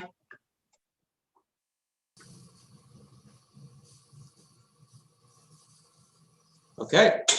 Item number 6 is passed, approved with the conditions as noted by Commissioner Phillip.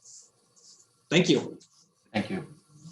Moving on to item number 7, HPCA 21-00028 at 614 Northwest 26th Street. This is in Paseo, Ward 2, consideration and possible action on application by Fallon Brooks, Jollybird Home Design, LLC, for David Barthel for certificate of appropriateness to 1, construct dwelling elective, 2, construct garage and apartment elective, 3, install paving elective, 4, install fence elective, and 5, request recommendation to the Board of Adjustment for a variance to the number of dwellings per lot elective. This is obviously proposal of total new construction on what's currently a vacant lot. There was a house there at some point, but long since removed. Staff has recommended continuance on this for a couple of reasons. There are some concerns about the design and the compatibility with the surrounding architectural character, as well as massing that are outlined in the staff report, and also concerns with the proposed garage. It is proposed as a 2-story garage, and our guidelines support installation of a 2-story garage where one did not previously exist, if either there is an abutting property with a 2-story garage, or if 2-story garages are predominant within the block.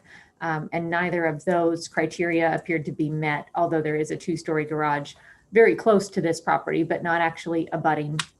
The issue for the recommendation for to the Board of Adjustment for a variance, and this may ultimately not end up being the route that the applicant pursues, but the zoning for this property allows for a single family structure, one per lot, or a two family dwelling per lot, one per lot with no other structures. The two family dwelling has to be attached, such as a duplex. It does not apply to two separate structures, each with their own dwelling. So if they, staff's understanding is that if they truly want two dwellings, an apartment in the garage and a single family house, then they will need a variance or some other type of zoning relief in order to continue with that. But I believe we have the applicant on the line to answer questions. And we did not have any other comments from neighbors or the neighborhood association. Hello. Hello. It is my understanding that there's as far as zoning goes, there is a garage apartment that abuts this property. It's actually on Dewey because there's a kind of a weird, I guess, L-shaped lot and it touches that one. And so that's kind of why we thought that we might be able to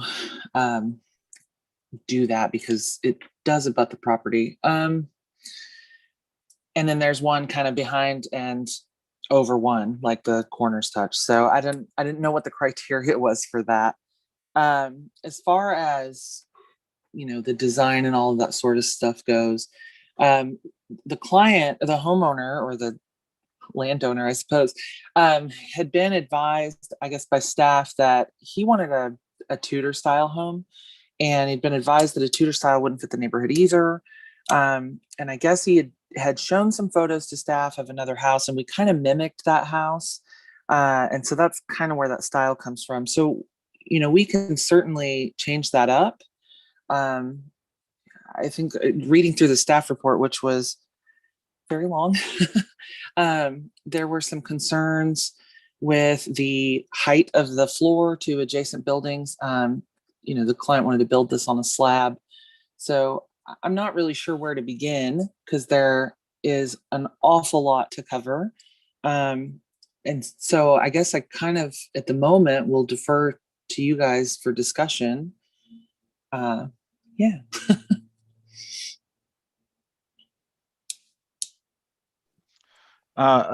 This is Commissioner Ramey. So before getting into the some of the aesthetic conversations, just to address the garage and the variance. Yes. I would be, my advice, and you choose to pursue it however you'd like, I would advise against pursuing a variance. Because in order to get a variance, you're going to have to demonstrate that there is a pre-existing condition that produces an undue hardship.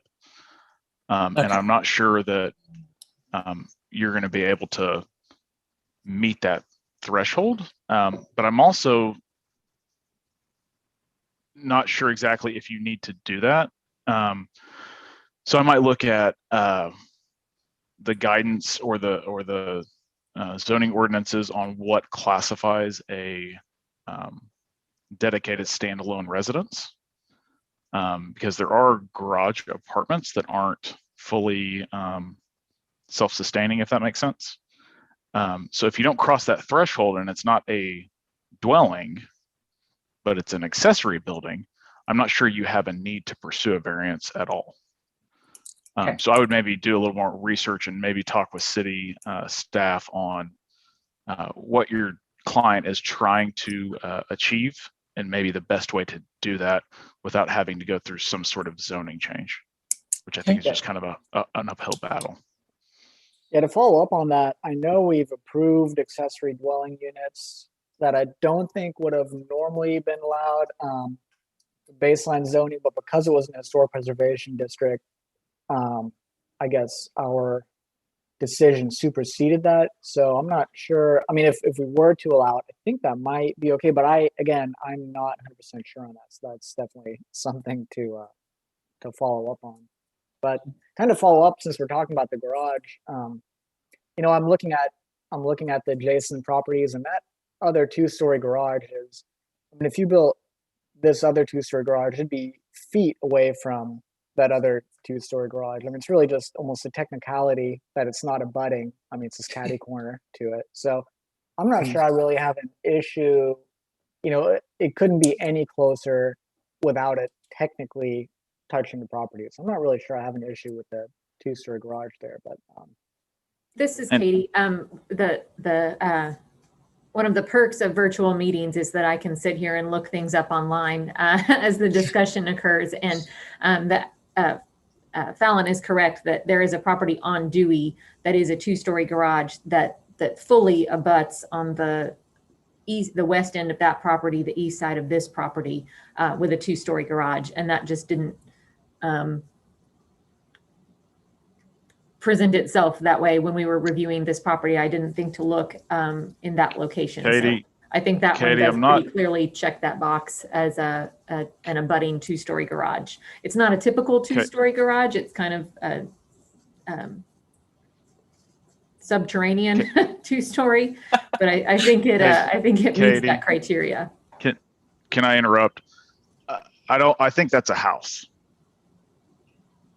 I think that's a separate property on Dewey. That's a primary structure with a separate street address. But I think that I would make the case, because technically your property lines are touching, that catty corner is an abutting property. Okay. So I would support it from a 2-story garage standpoint, that the abutting property that is on 25th Street, south and southwest, meets the intent. But I do, you can verify it, check the plat, but I believe the 2-story garage that you're talking about on Dewey is a primary residence. I think you are right. Now that you say that, and I zoom into Street View and look at it, I think you're correct. My position would be, I think a 2-story accessory structure, I don't have an issue with the appropriateness of that, so long as it meets zoning and Oklahoma City ordinance regulations. This is Katie. Let me speak real quickly to the dwelling in the garage and how we've been looking at those.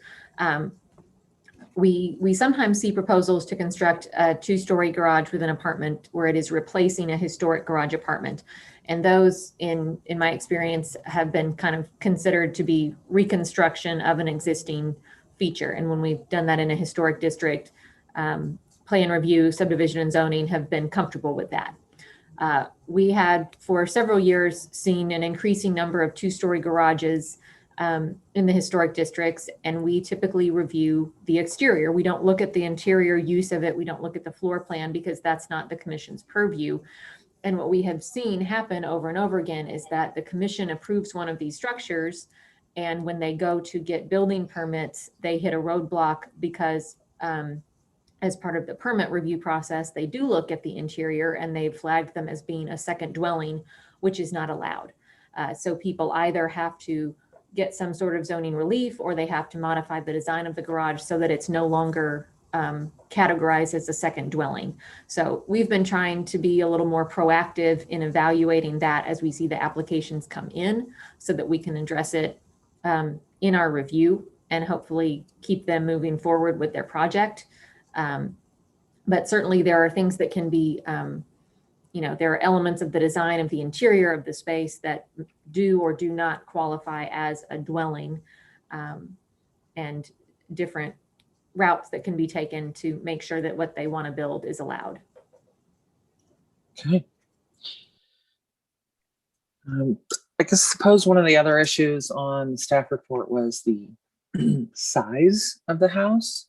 I think it was Katie, it may have been Angela, in an email that said that we need to take 15 to 20 feet off of the back of it.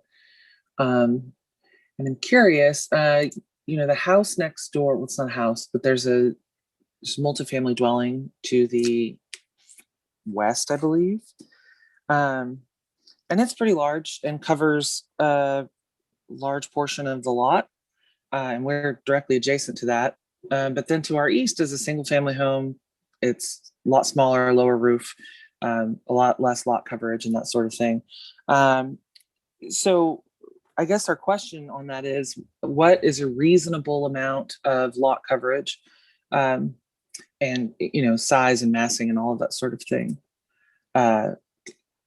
compared to, I suppose, what we've proposed? Well, and I think, just Okay. let me jump in there, Katie, and add on to this if I missed something, but I think your base zoning, being neighbor to conservation, restricts you to a 4,000 square foot primary residence. So I think thank you're you. capped Okay. from your building permit standpoint. Even if you got a CA, I think you're in non-compliance with the base zoning. Okay, that is a new one for me. I did not know that. Oh boy. Okay. I believe it's written where it's a duplex is allowed. So 2,000 square foot netting a total of 4,000, or a single primary residence with a 4,000 square foot cap. Awesome. Thank you. Appreciate that. No problem. And to speak to the quadplex, so, and Katie and Angela clarify or jump in, but I would think that typically that's looked at as the historic anomaly, that the base zoning in the majority of the neighborhood would be what's consistent with the base zoning. And then that would be just something that had a historic precedent, so it's allowed to stay, but isn't the precedent for future development. Okay. Sorry, go ahead. Somebody just sounded like they were going to cut in. I mean, I'll go ahead and just speak to the size also, is that first, when we're saying that we want things to fit into the historic district, I think that new construction should be somewhat secondary to the existing, and it shouldn't be like the new construction is the big guy on the block. It needs to be at least equal to the biggest.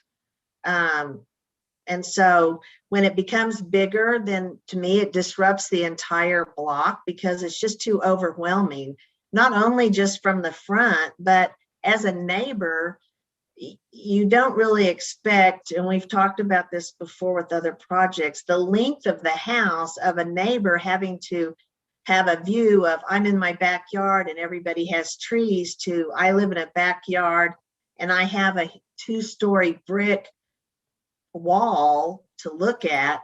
I think that it's unexpected and intrusive. That would be my number one thing. The second would be, we have in the past, in the very, very past, approved buildings where the foundation was limited. And in fact, we approved something where it was supposed to be higher, and because of construction or whatever, it ended up shorter, the foundation. And when we don't have the high foundations that we have around the other houses have, it looks like you've just brought a suburban building and put it into the neighborhood. It's one of the most disturbing aspects when it's completely finished, because it's really hard to tell when you're looking at the drawings now, but when it goes in and you have that flat walk-in, it just, it does not look like it belongs. And then I'm not going to go on and on. I'm going to finish with my last one, which is historic buildings, when they're houses in these neighborhoods, when they're designed, if you look at all 4 sides, there's a rhythm to the windows, and it doesn't really reflect the interior. Whereas today we have a tendency, it's a bathroom, it's a little window, there's a closet, there's no window. And when you don't have that fenestration on all four sides, or at least three sides, the front, then again, we're back in suburban architecture, and it just really does not relate to the neighborhood. There needs to be bigger windows, a rhythm to the windows, and then the interior needs to be designed to fit that, because we don't care what's in the inside of your house.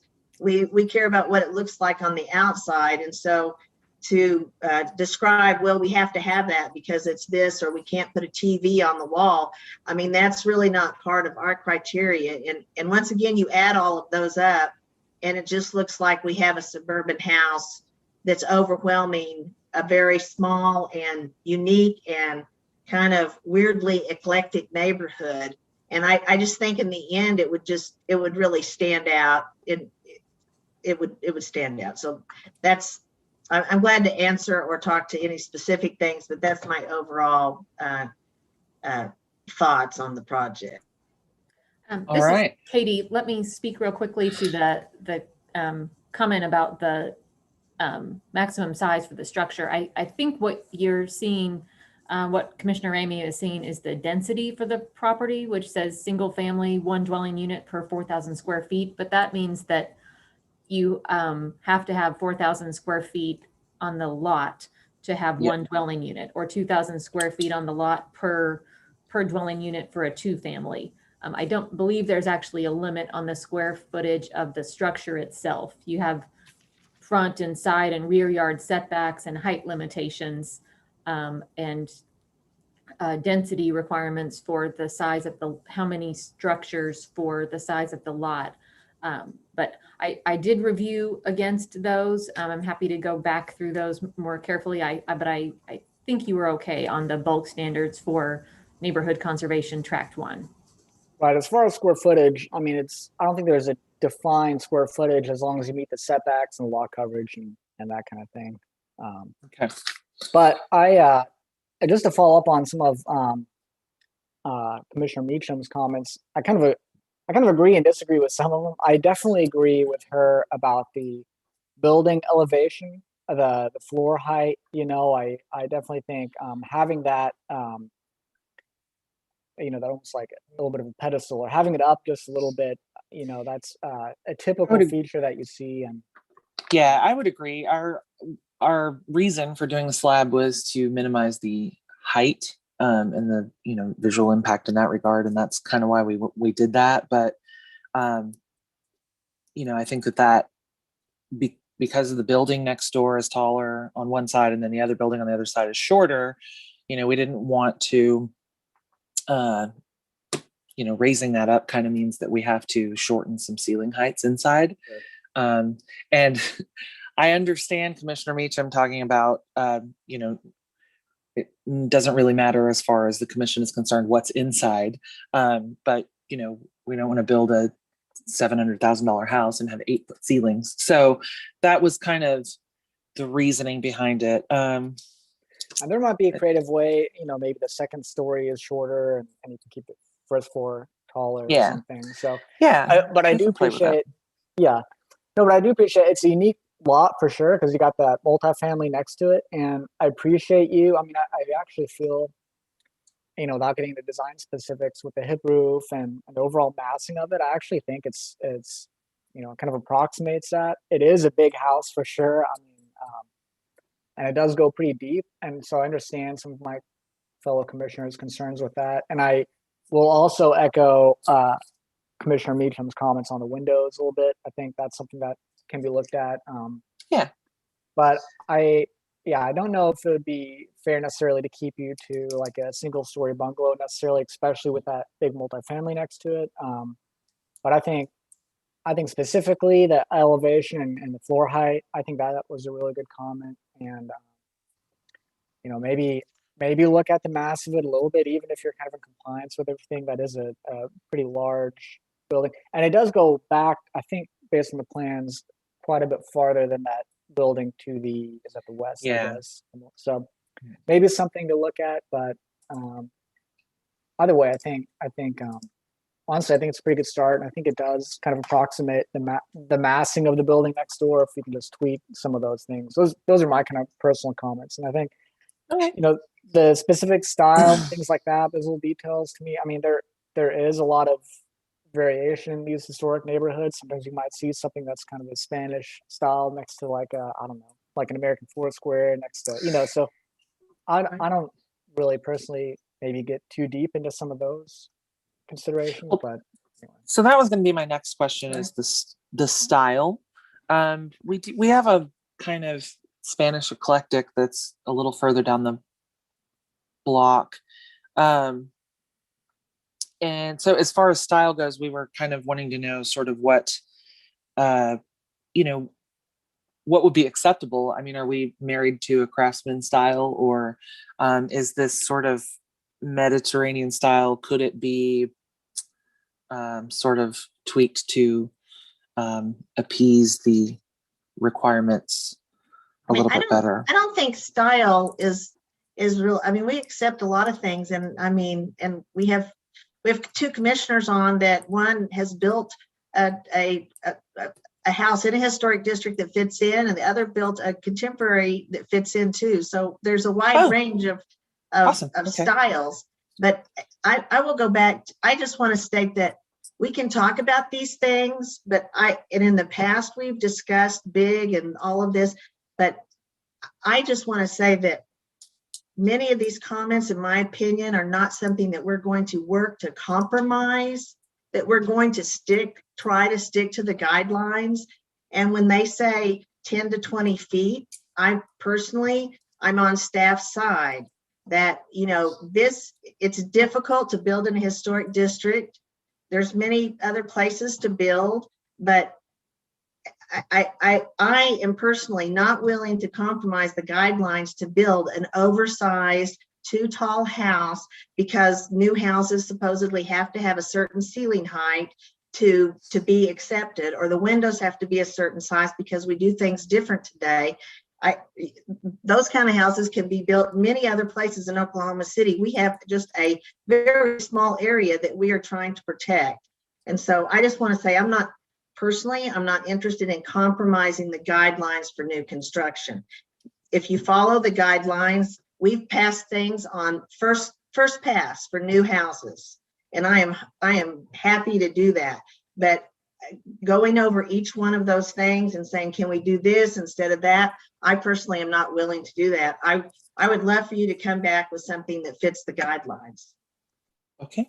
I guess, could we specify then for Fallon Brooks what specific guidelines you know she needs to, because it sounds like, you know, she's flexible and willing to look at ways in which, but I think we need to give, if that's going to be the sense, we need to give kind of clear direction on what. The staff report was extensive.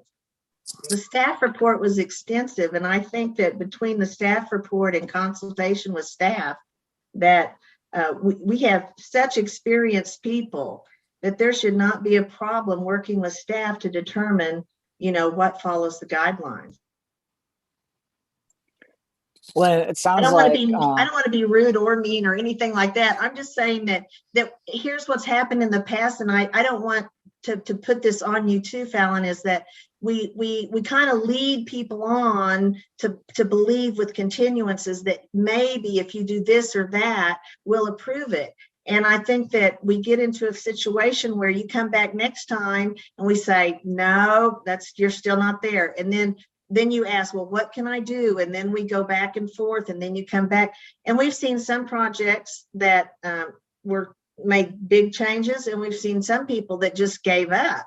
So I just want to make it clear that I think in the past with new construction that it's not that difficult to follow the guidelines, and we're certainly willing to compromise on some things if they have good reason. But so I'm like I say, going further and commenting on your whole project, I think is, for me, is really difficult at this point, because we're just, in my opinion, the project is too far outside the guidelines. Okay, I can appreciate that. I don't want to belabor that point, but I tend to agree with Commissioner Meacham. We've had situations in the past where we go through kind of line by line, and then somebody comes back to the next meeting and they're mad at us because we can't approve it. Right. We I don't want to just be in have that I have a responsibility to my client, obviously. Sure. So I understand, and I get it. I mean, I've done a few of these now at this point, so I can appreciate that. I mean, my question then is just, are we completely denied, or are we just being continued? To me, it sounds like a continuance is certainly appropriate. I guess the kind of the final question that I've got is, Angela and Katie, is there anything in particular you want us to address before we entertain a motion? This is Katie. I think, my main things it sounds like folks were fairly comfortable with the 2-story garage.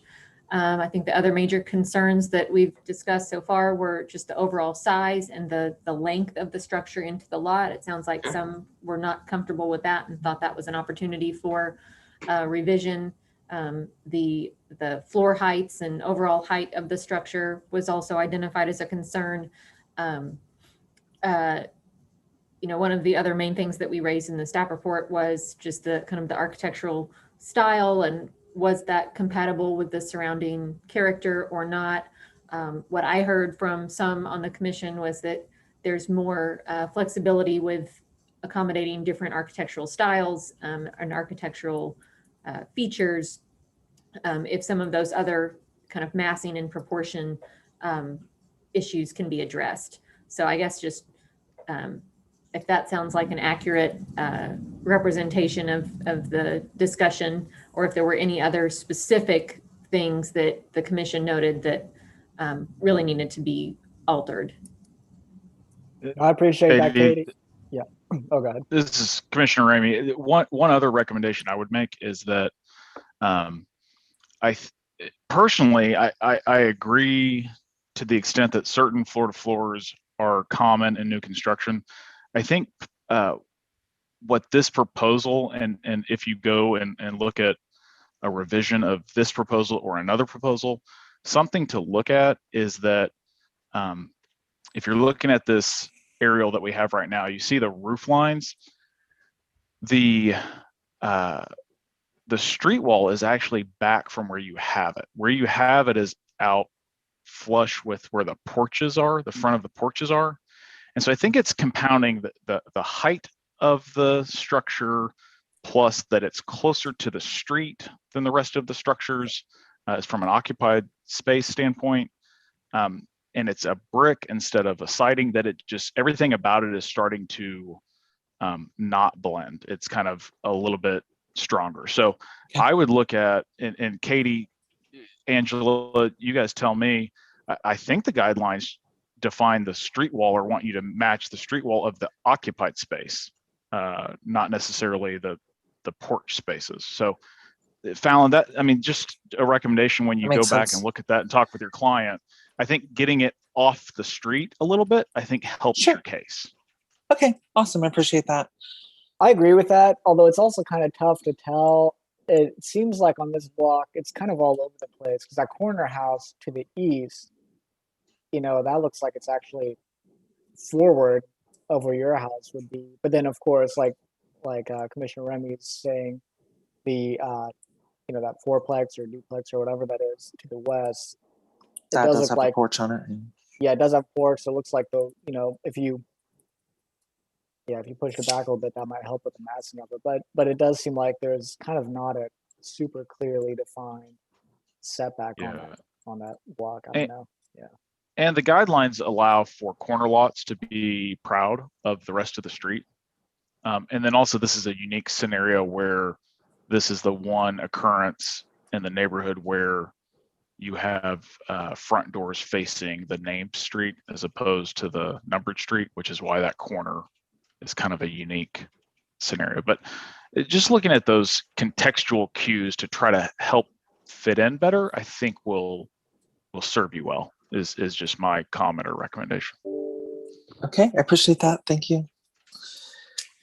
Okay, let's entertain a motion on this particular project. Do we have anybody that wishes to make a motion likely the continuance that we've talked about? I'll Would make a that motion. be a May What? 5th or an April 7th Go ahead. continuance? Sorry. I think that with the amount of changes that need to be made, it's probably going to be May 5th because I don't think I could redesign the whole thing by next Tuesday. Sure. Sounds good. All right, then I'll make a motion to continue HPCA 21-00028 to the May 5th Historic Preservation Commission hearing. I'll second that. Commissioner Ramey. Moved by Commissioner Ryman Phillip, seconded by Commissioner Remy. All in favor, please vote in PrimeGov. And Commissioner Meacham, how do you vote? Aye.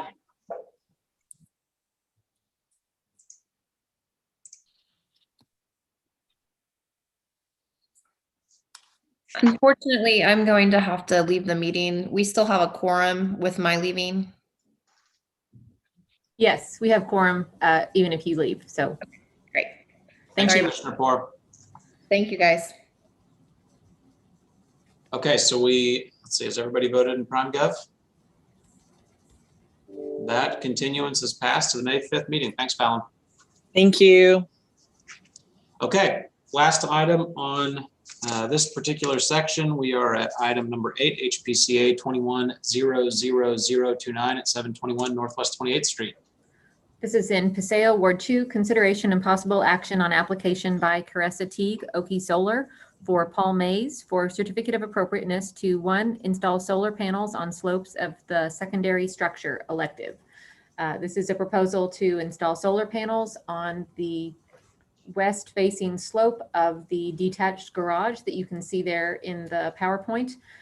We revised the guidelines in 2012 to accommodate the installation of things like solar panels. The guidelines do say that they should be located whereas not to be visible from the public right-of-way. And this would be visible from the street because of the location proposed on the garage. We believe this to not be the historic garage, although the guidelines don't really make a distinction on historic versus non-historic structures for installation of solar panels. Obviously, it's worth noting that solar panels have to be placed in certain locations or else they're not really functional. So that placement is determined by where they need to be to get the most sunlight. But I believe we have the applicant on the phone, and we did not receive any other comments on this from the neighborhood or neighborhood association. Okay, perfect. Is the applicant present? Yes, this is Alive Makoninu. I'm with Oki Solar. We're located at 1235 South Monroe, and we are representing Mr. Paul Mays in the installation of the PV solar arrays. Perfect. Thank you for being with us today and for sticking out the meeting. Do we have any citizens that wish to be heard on this particular project or anything from the neighborhood association? Okay, let's see. What questions do we have from commissioners? I feel like it's a pretty straightforward. It's on secondary structure. I realize that it's visible from the street, but I think it's about as unobtrusive as you can make it. And again, as was mentioned, solar panels have to go where they have to go to get enough sunlight. So I personally don't have any concerns with this. I feel pretty much the same way. To me, I would actually lean towards an approval on this, recognize that they are visible from the street. I think one of the factors affecting this is there appeared to have been a house on that corner there that might have shielded this from view at one point. But I guess where I go with it is I commend the homeowners for going to an alternative source of energy, and because of that and where those have to be placed, I don't know that there's a whole lot of other alternatives. So I would be in favor of this particular project.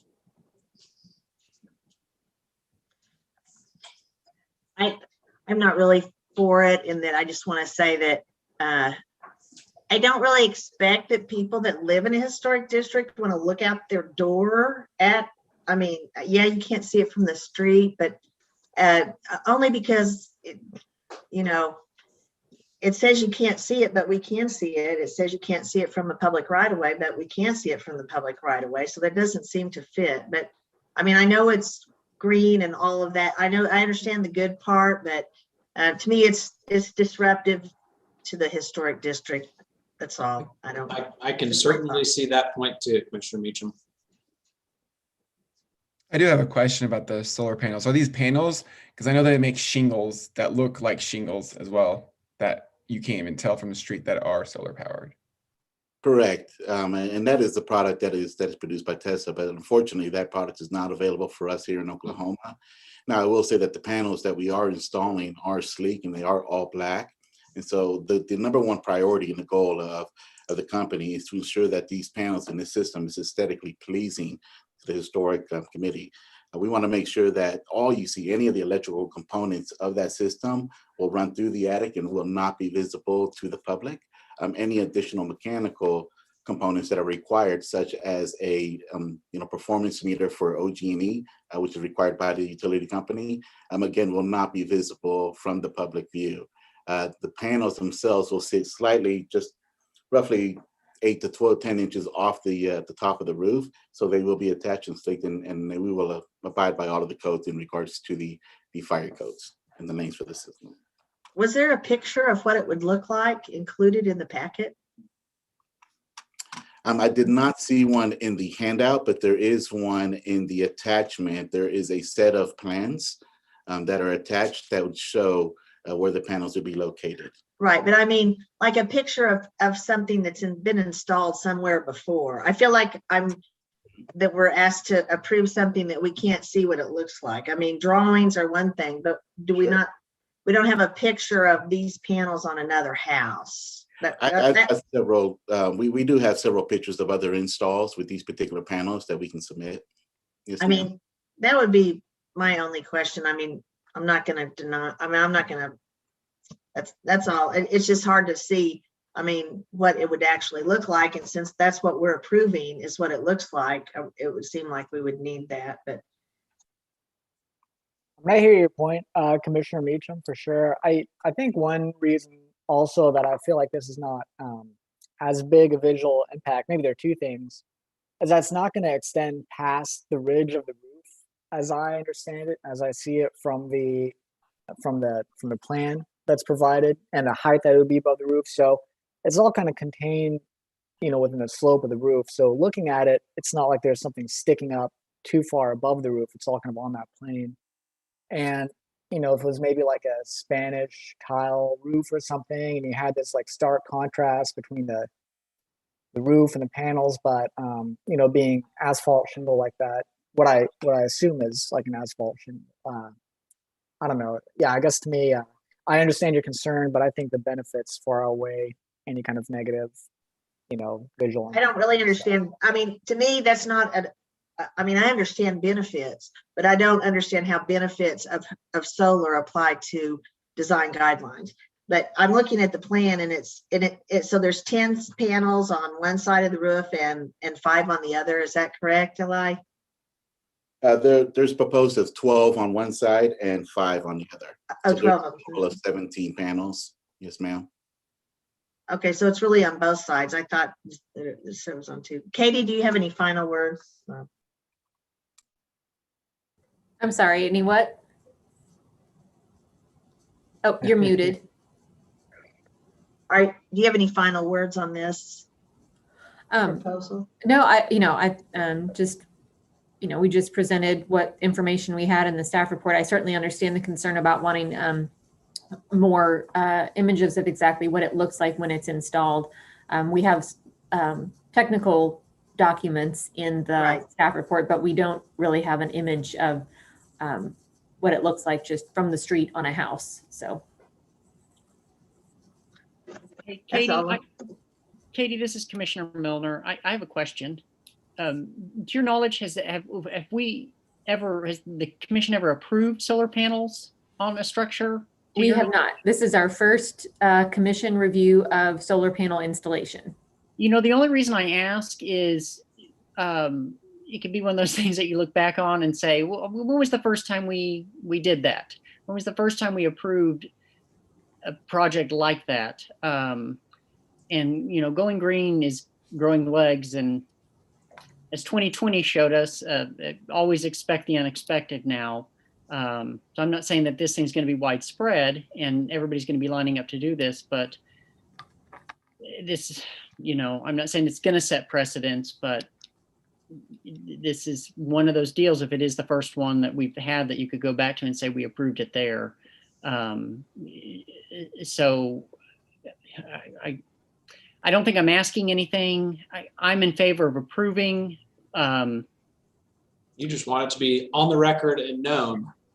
Maybe not that. I'm just. I mean, what's our criteria, John? I mean, I'm with John. What's the criteria? How big? I mean, are we going to limit it to garages in the rear, or what do we do if it's, I mean, if I lived in my neighbor behind me and they could do it on let's say the south side of their whole entire second story roof, I mean, is that going to be okay? I mean, are we just saying, hey, solar panels? I'm not necessarily opposed, but I do think that I always kind of think of some of these things as the neighbor. I lived there, they weren't there, now they are there. They're not attractive. I don't care what you say. They can be good for things. I'm in total agreement there, but they're not. You can't say, oh, they're beautiful, they're pretty, they're a good addition. It's a detraction.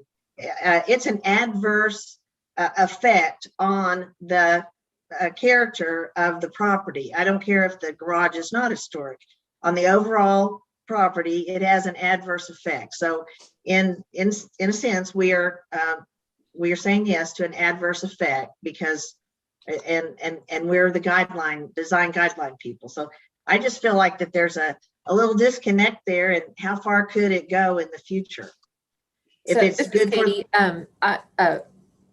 it sounds like the applicant could fairly easily provide some images of what these look like installed, and perhaps a continuance to the next meeting would give them time to provide that, and for staff to do a little further research into, what the parameters might be for installing these in a visible location. We have, throughout the guidelines, language about keeping any sort of installation that is not a historic feature out of the view of the public.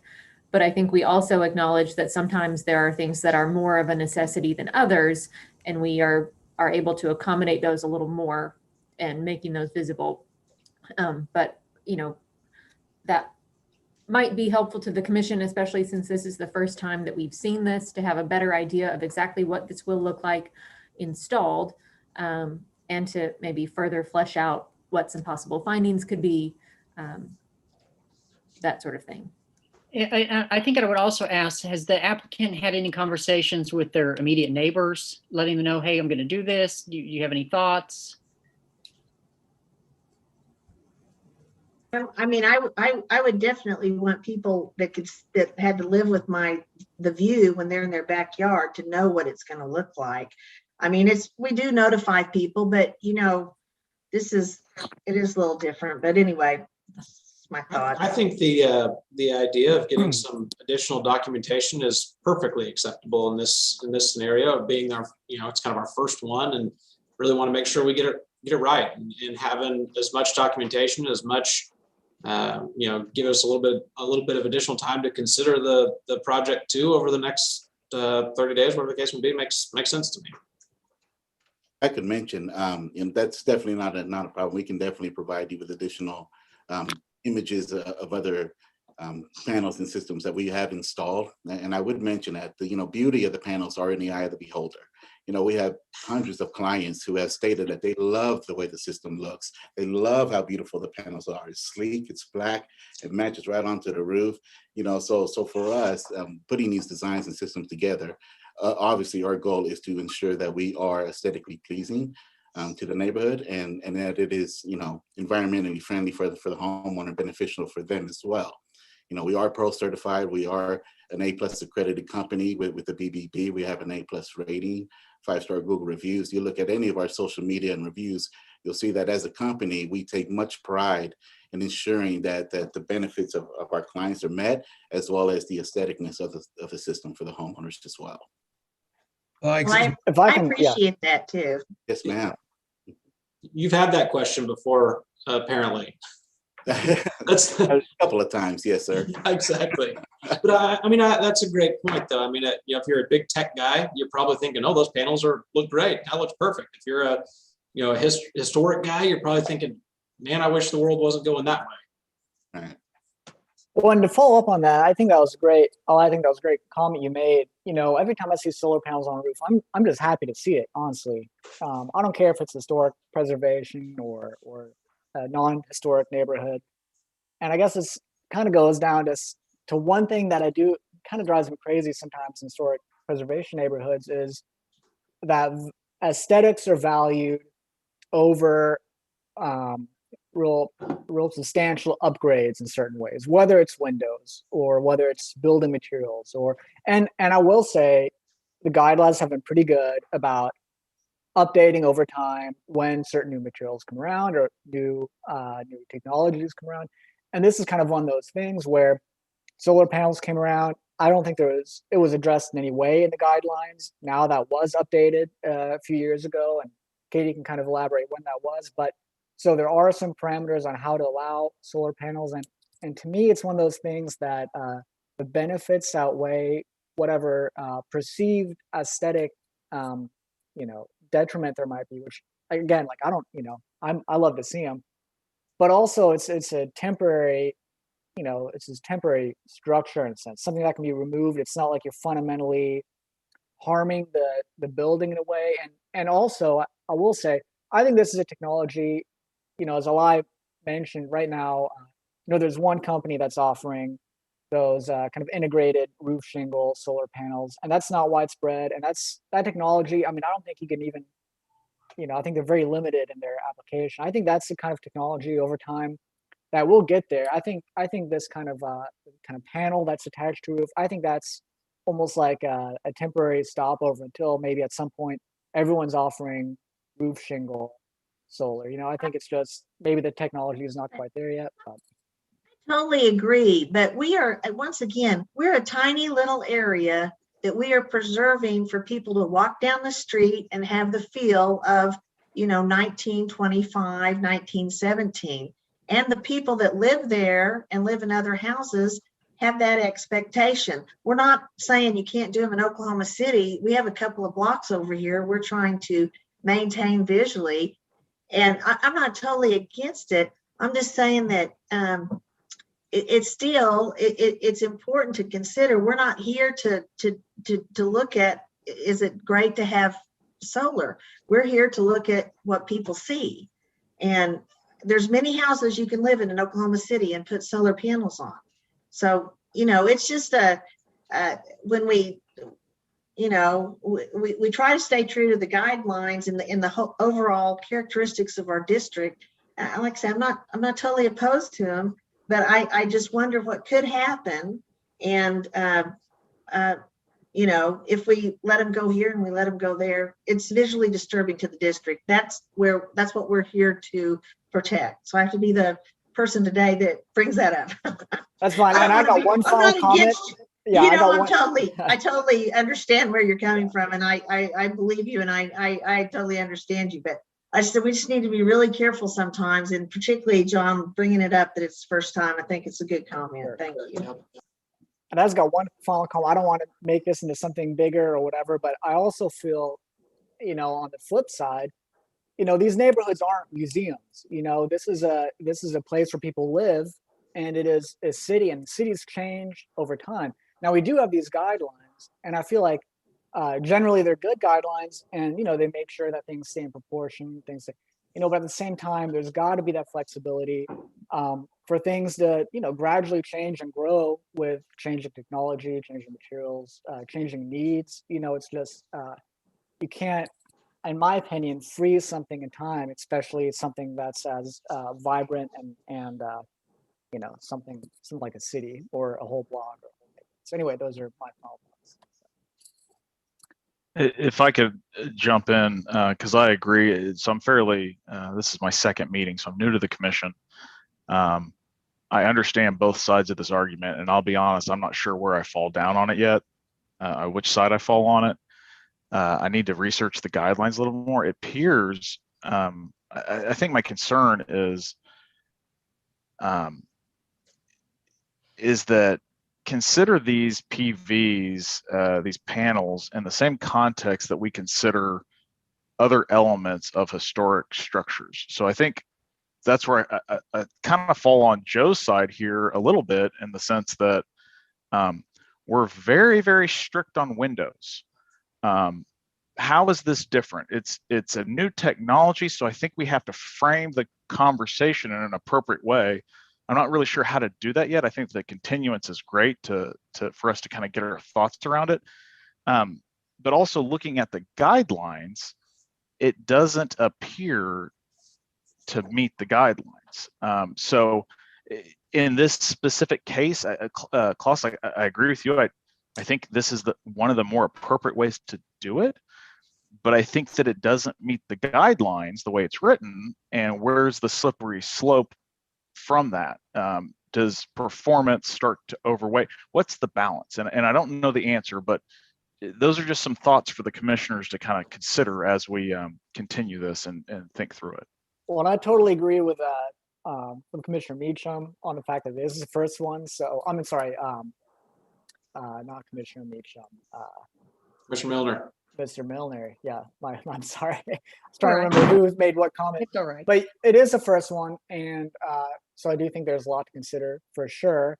And and I totally get your comment about the windows and different things. I guess what's interesting about this case is that it's the first one, and what's going to be an interesting point of conversation, I think, on this is that unlike windows, the solar panels have to be oriented in certain ways. So, for example, if we in the guidelines say, you're allowed to do solar panels, and we might specify a little bit where they can and can't go, but then based on your house orientation or whatever, that means that half the people who own a house couldn't have them on their house. I think it's just an interesting point of conversation that we need to kind of figure out, if we're going to allow solar panels, is it fair to only allow half the people who happen to have a south facing, slope away from the street to allow to have solar panels? Or if you're, like me at my house, if I want to put solar panels on it, both my south and my west side, because I'm on a corner, face the street. So I would pretty much be excluded from ever being allowed to put them on, even if I wanted to. And so there's a question of fairness there too. Does it make sense for, if you're lucky enough to, the back slope of your house is facing south, so you can, fill the whole thing up with solar panels and no one would ever, care or comment. Anyway, I agree that it's an interesting conversation. I guess something that we might need to just to look at and discuss. But personally, on this proposal, I don't have any issues with it. I would be happy to recommend approval, but if we want to continue to get some images, I'm okay with that too. So that's my final thought. That is exactly where I'm at, Commissioner Phillip. I'm comfortable with an approval, but I also recognizing the sensitivity of this particular project and then setting precedents going forward. I do think additional documentation would help us make a better decision.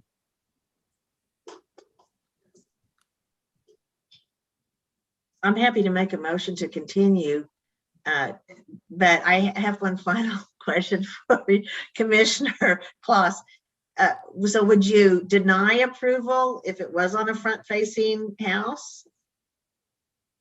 See, and that's what I'm struggling with. I don't know. To me, I don't really mind the visual impact, and to me, it's a temporary construction. But if the guidelines specifically say that, in this case, something else that we talked about is, there could be a house there, or there maybe normally would have been a house there, in which case you definitely wouldn't have seen them ever. So, I think that's fair to consider on this particular proposal. I don't know. I guess maybe it's a case by case basis, but I almost wonder if it's something that we need to look at, maybe another committee, HP commissioner, what do we call them? Just our committee meetings. Workshop. There you go. Workshop. Yeah. Maybe it's something we just need to discuss in the workshop and figure out where do we draw that line, and do we need to revise language for that, or do we feel good about the language? I can't really give you a clear answer, I guess, without discussing it. But Okay, I'm going to make a motion to continue HPCA 21-00029 to the, Katie? May 5th or April 7th? Why? Which do you prefer? I think April 7th, since all April we're asking 7th. the applicant for is that documentation of what it looks like installed. Okay. And Commissioner Milner, I'll second that. Excellent. Moved by Commissioner Meacham, seconded by Commissioner Milner. All in favor, please vote in PrimeGov. And Commissioner Meacham, your vote, Aye. please. Aye, thank you.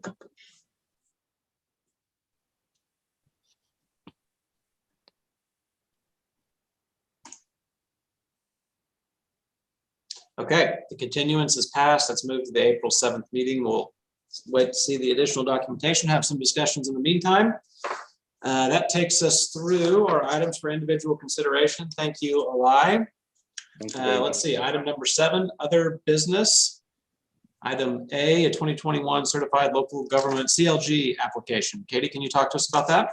Yes, so we are what's called a certified local government. It's a program through the State Historic Preservation Office and the National Park Service, where cities and towns that have a preservation staff and a preservation ordinance that is enforced can qualify for funding and other types of assistance through the State Historic Preservation Office and National Park Service. We've been part of this program since 1991, and each year we apply for grant funding. The state allocates funding to all of the different CLGs based on a couple of different factors, but largely on the size of the municipality. So we get an allocation and put together a proposal for a grant application. This is what we have used in the past to allow staff and commission members to attend conferences, to host things like window workshops and other conferences and trainings. We've used this funding to prepare National Register nominations and historic surveys. We've used it to pay for interns at various points in the past. So it's a really wonderful program. This is also why we get to review and recommend National Register nominations. Not all cities do that, but we get to do that because we're part of the CLG program. So this step in the process is just for the commission to recommend to the mayor and city council that they complete and submit the grant application to the State Historic Preservation Office. We are proposing a couple of projects, including continuing some survey work that is underway now. We're trying to survey some of the city's newer SNI neighborhoods. It's our Strong Neighborhood Initiative program. So areas where we anticipate the city going in and using some federal funds in the future to get those surveys either completed or updated if they were surveyed in the past. We have a budget for travel and training that we include every year so that we can go to conferences, things like that. Fingers crossed, maybe in the next grant cycle, we have actual in-person conferences that we could travel to, but it can use to pay for virtual conferences as well. We always include an item for printing, things like the guidelines, applications, application packets, that sort of thing. And then a new item this year that we haven't done in the past is digital conversion of some of our records for the Historic Preservation Commission. The commission has been around since 1969, so we have every possible format of media going back to microfilm, microfiche, tape cassettes, video cassettes, floppy disks, everything you can think of, much of which is basically inaccessible to us at this point. So we're going to look at getting some of that converted to a digital format for storage and for use. Happy to attempt to answer any questions you all might have, but right now we would just ask for a recommendation to the mayor and city council on the grant application. So we need a motion to recommend the CLG subgrant be forwarded to city council for approval. Do we have that motion? I make a go ahead. I was gonna say, I'll make the motion to recommend this. What, tell me exactly CLG subgrant be sent to city council for approval, and also give the chair the authorization to sign on behalf of the HB. Do I need to repeat it? You can just say motion to recommend as stated in the staff report. Motion to recommend as stated in the staff report. Thank you. And I'll second it. Moved by Commissioner Milner, seconded by Commissioner Farzana. All in favor, please vote in PrimeGov. Commissioner Meacham in favor. Did you vote yay, Commissioner Meacham? Yes, I did. Excellent, thank you.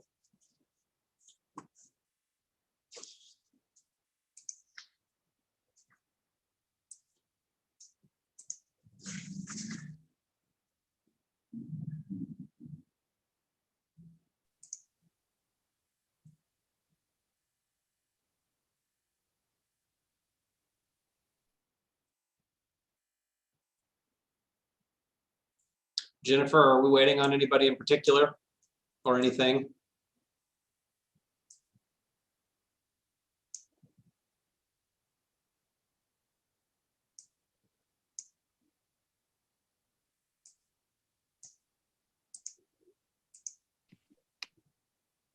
Did we lose Jennifer?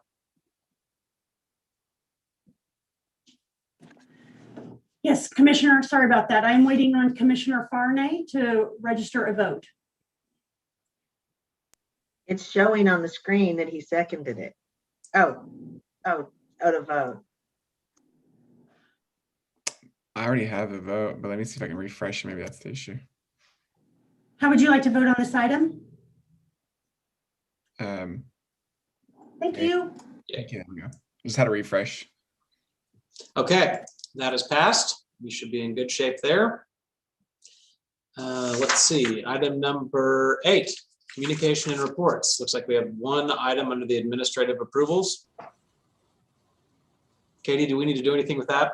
Nope, we just report those out each month. So we've had lots over the last several months, but just one for this last window of time for this March agenda. Okay. And then nothing under withdrawals or administrative closures to report. Okay. Looks like nothing under City Council news and Board of Adjustments or Planning Commission. Rita, how about from the Municipal Counselor's Office? Keep up the good work. Great job. Did we do okay on our timing today? Excellent. Keep it up. All right. Well, our next meeting date, let's see, is Wednesday, April 7th. New applications for this meeting will need to be received by March 2nd. New information on projects continued from today's meeting. The upcoming meeting must be submitted to staff by 4 p.m. Tuesday, March 9th. Any items from commissioners that wish to be heard today? No, sorry I missed last meeting, but I just want to welcome our new commissioners, and I'm looking forward to working with you all. We'll echo that as well. Any citizens that wish to be heard today? Oh, I'm sorry. I had one item. Yes, Commissioner Milner. No big deal, but I just wanted to, with that last item, if it's possible, I would love something like the solar panels or, green technology or green building. I mean, I feel like those are great workshop items. I agree. Have this conversation about and kind of get our bearings on when these items come forward, because and you also think if somebody on the block gets it, somebody thinks that's not such a bad idea. Just going through the last year we had, I don't know about you, I've lost a lot of power this past year. You're thinking about how can I get a little bit more sustainable? So I just think that's coming. So I think a workshop item, if that's possible, I would love to be able to have that conversation. I tend to agree with that.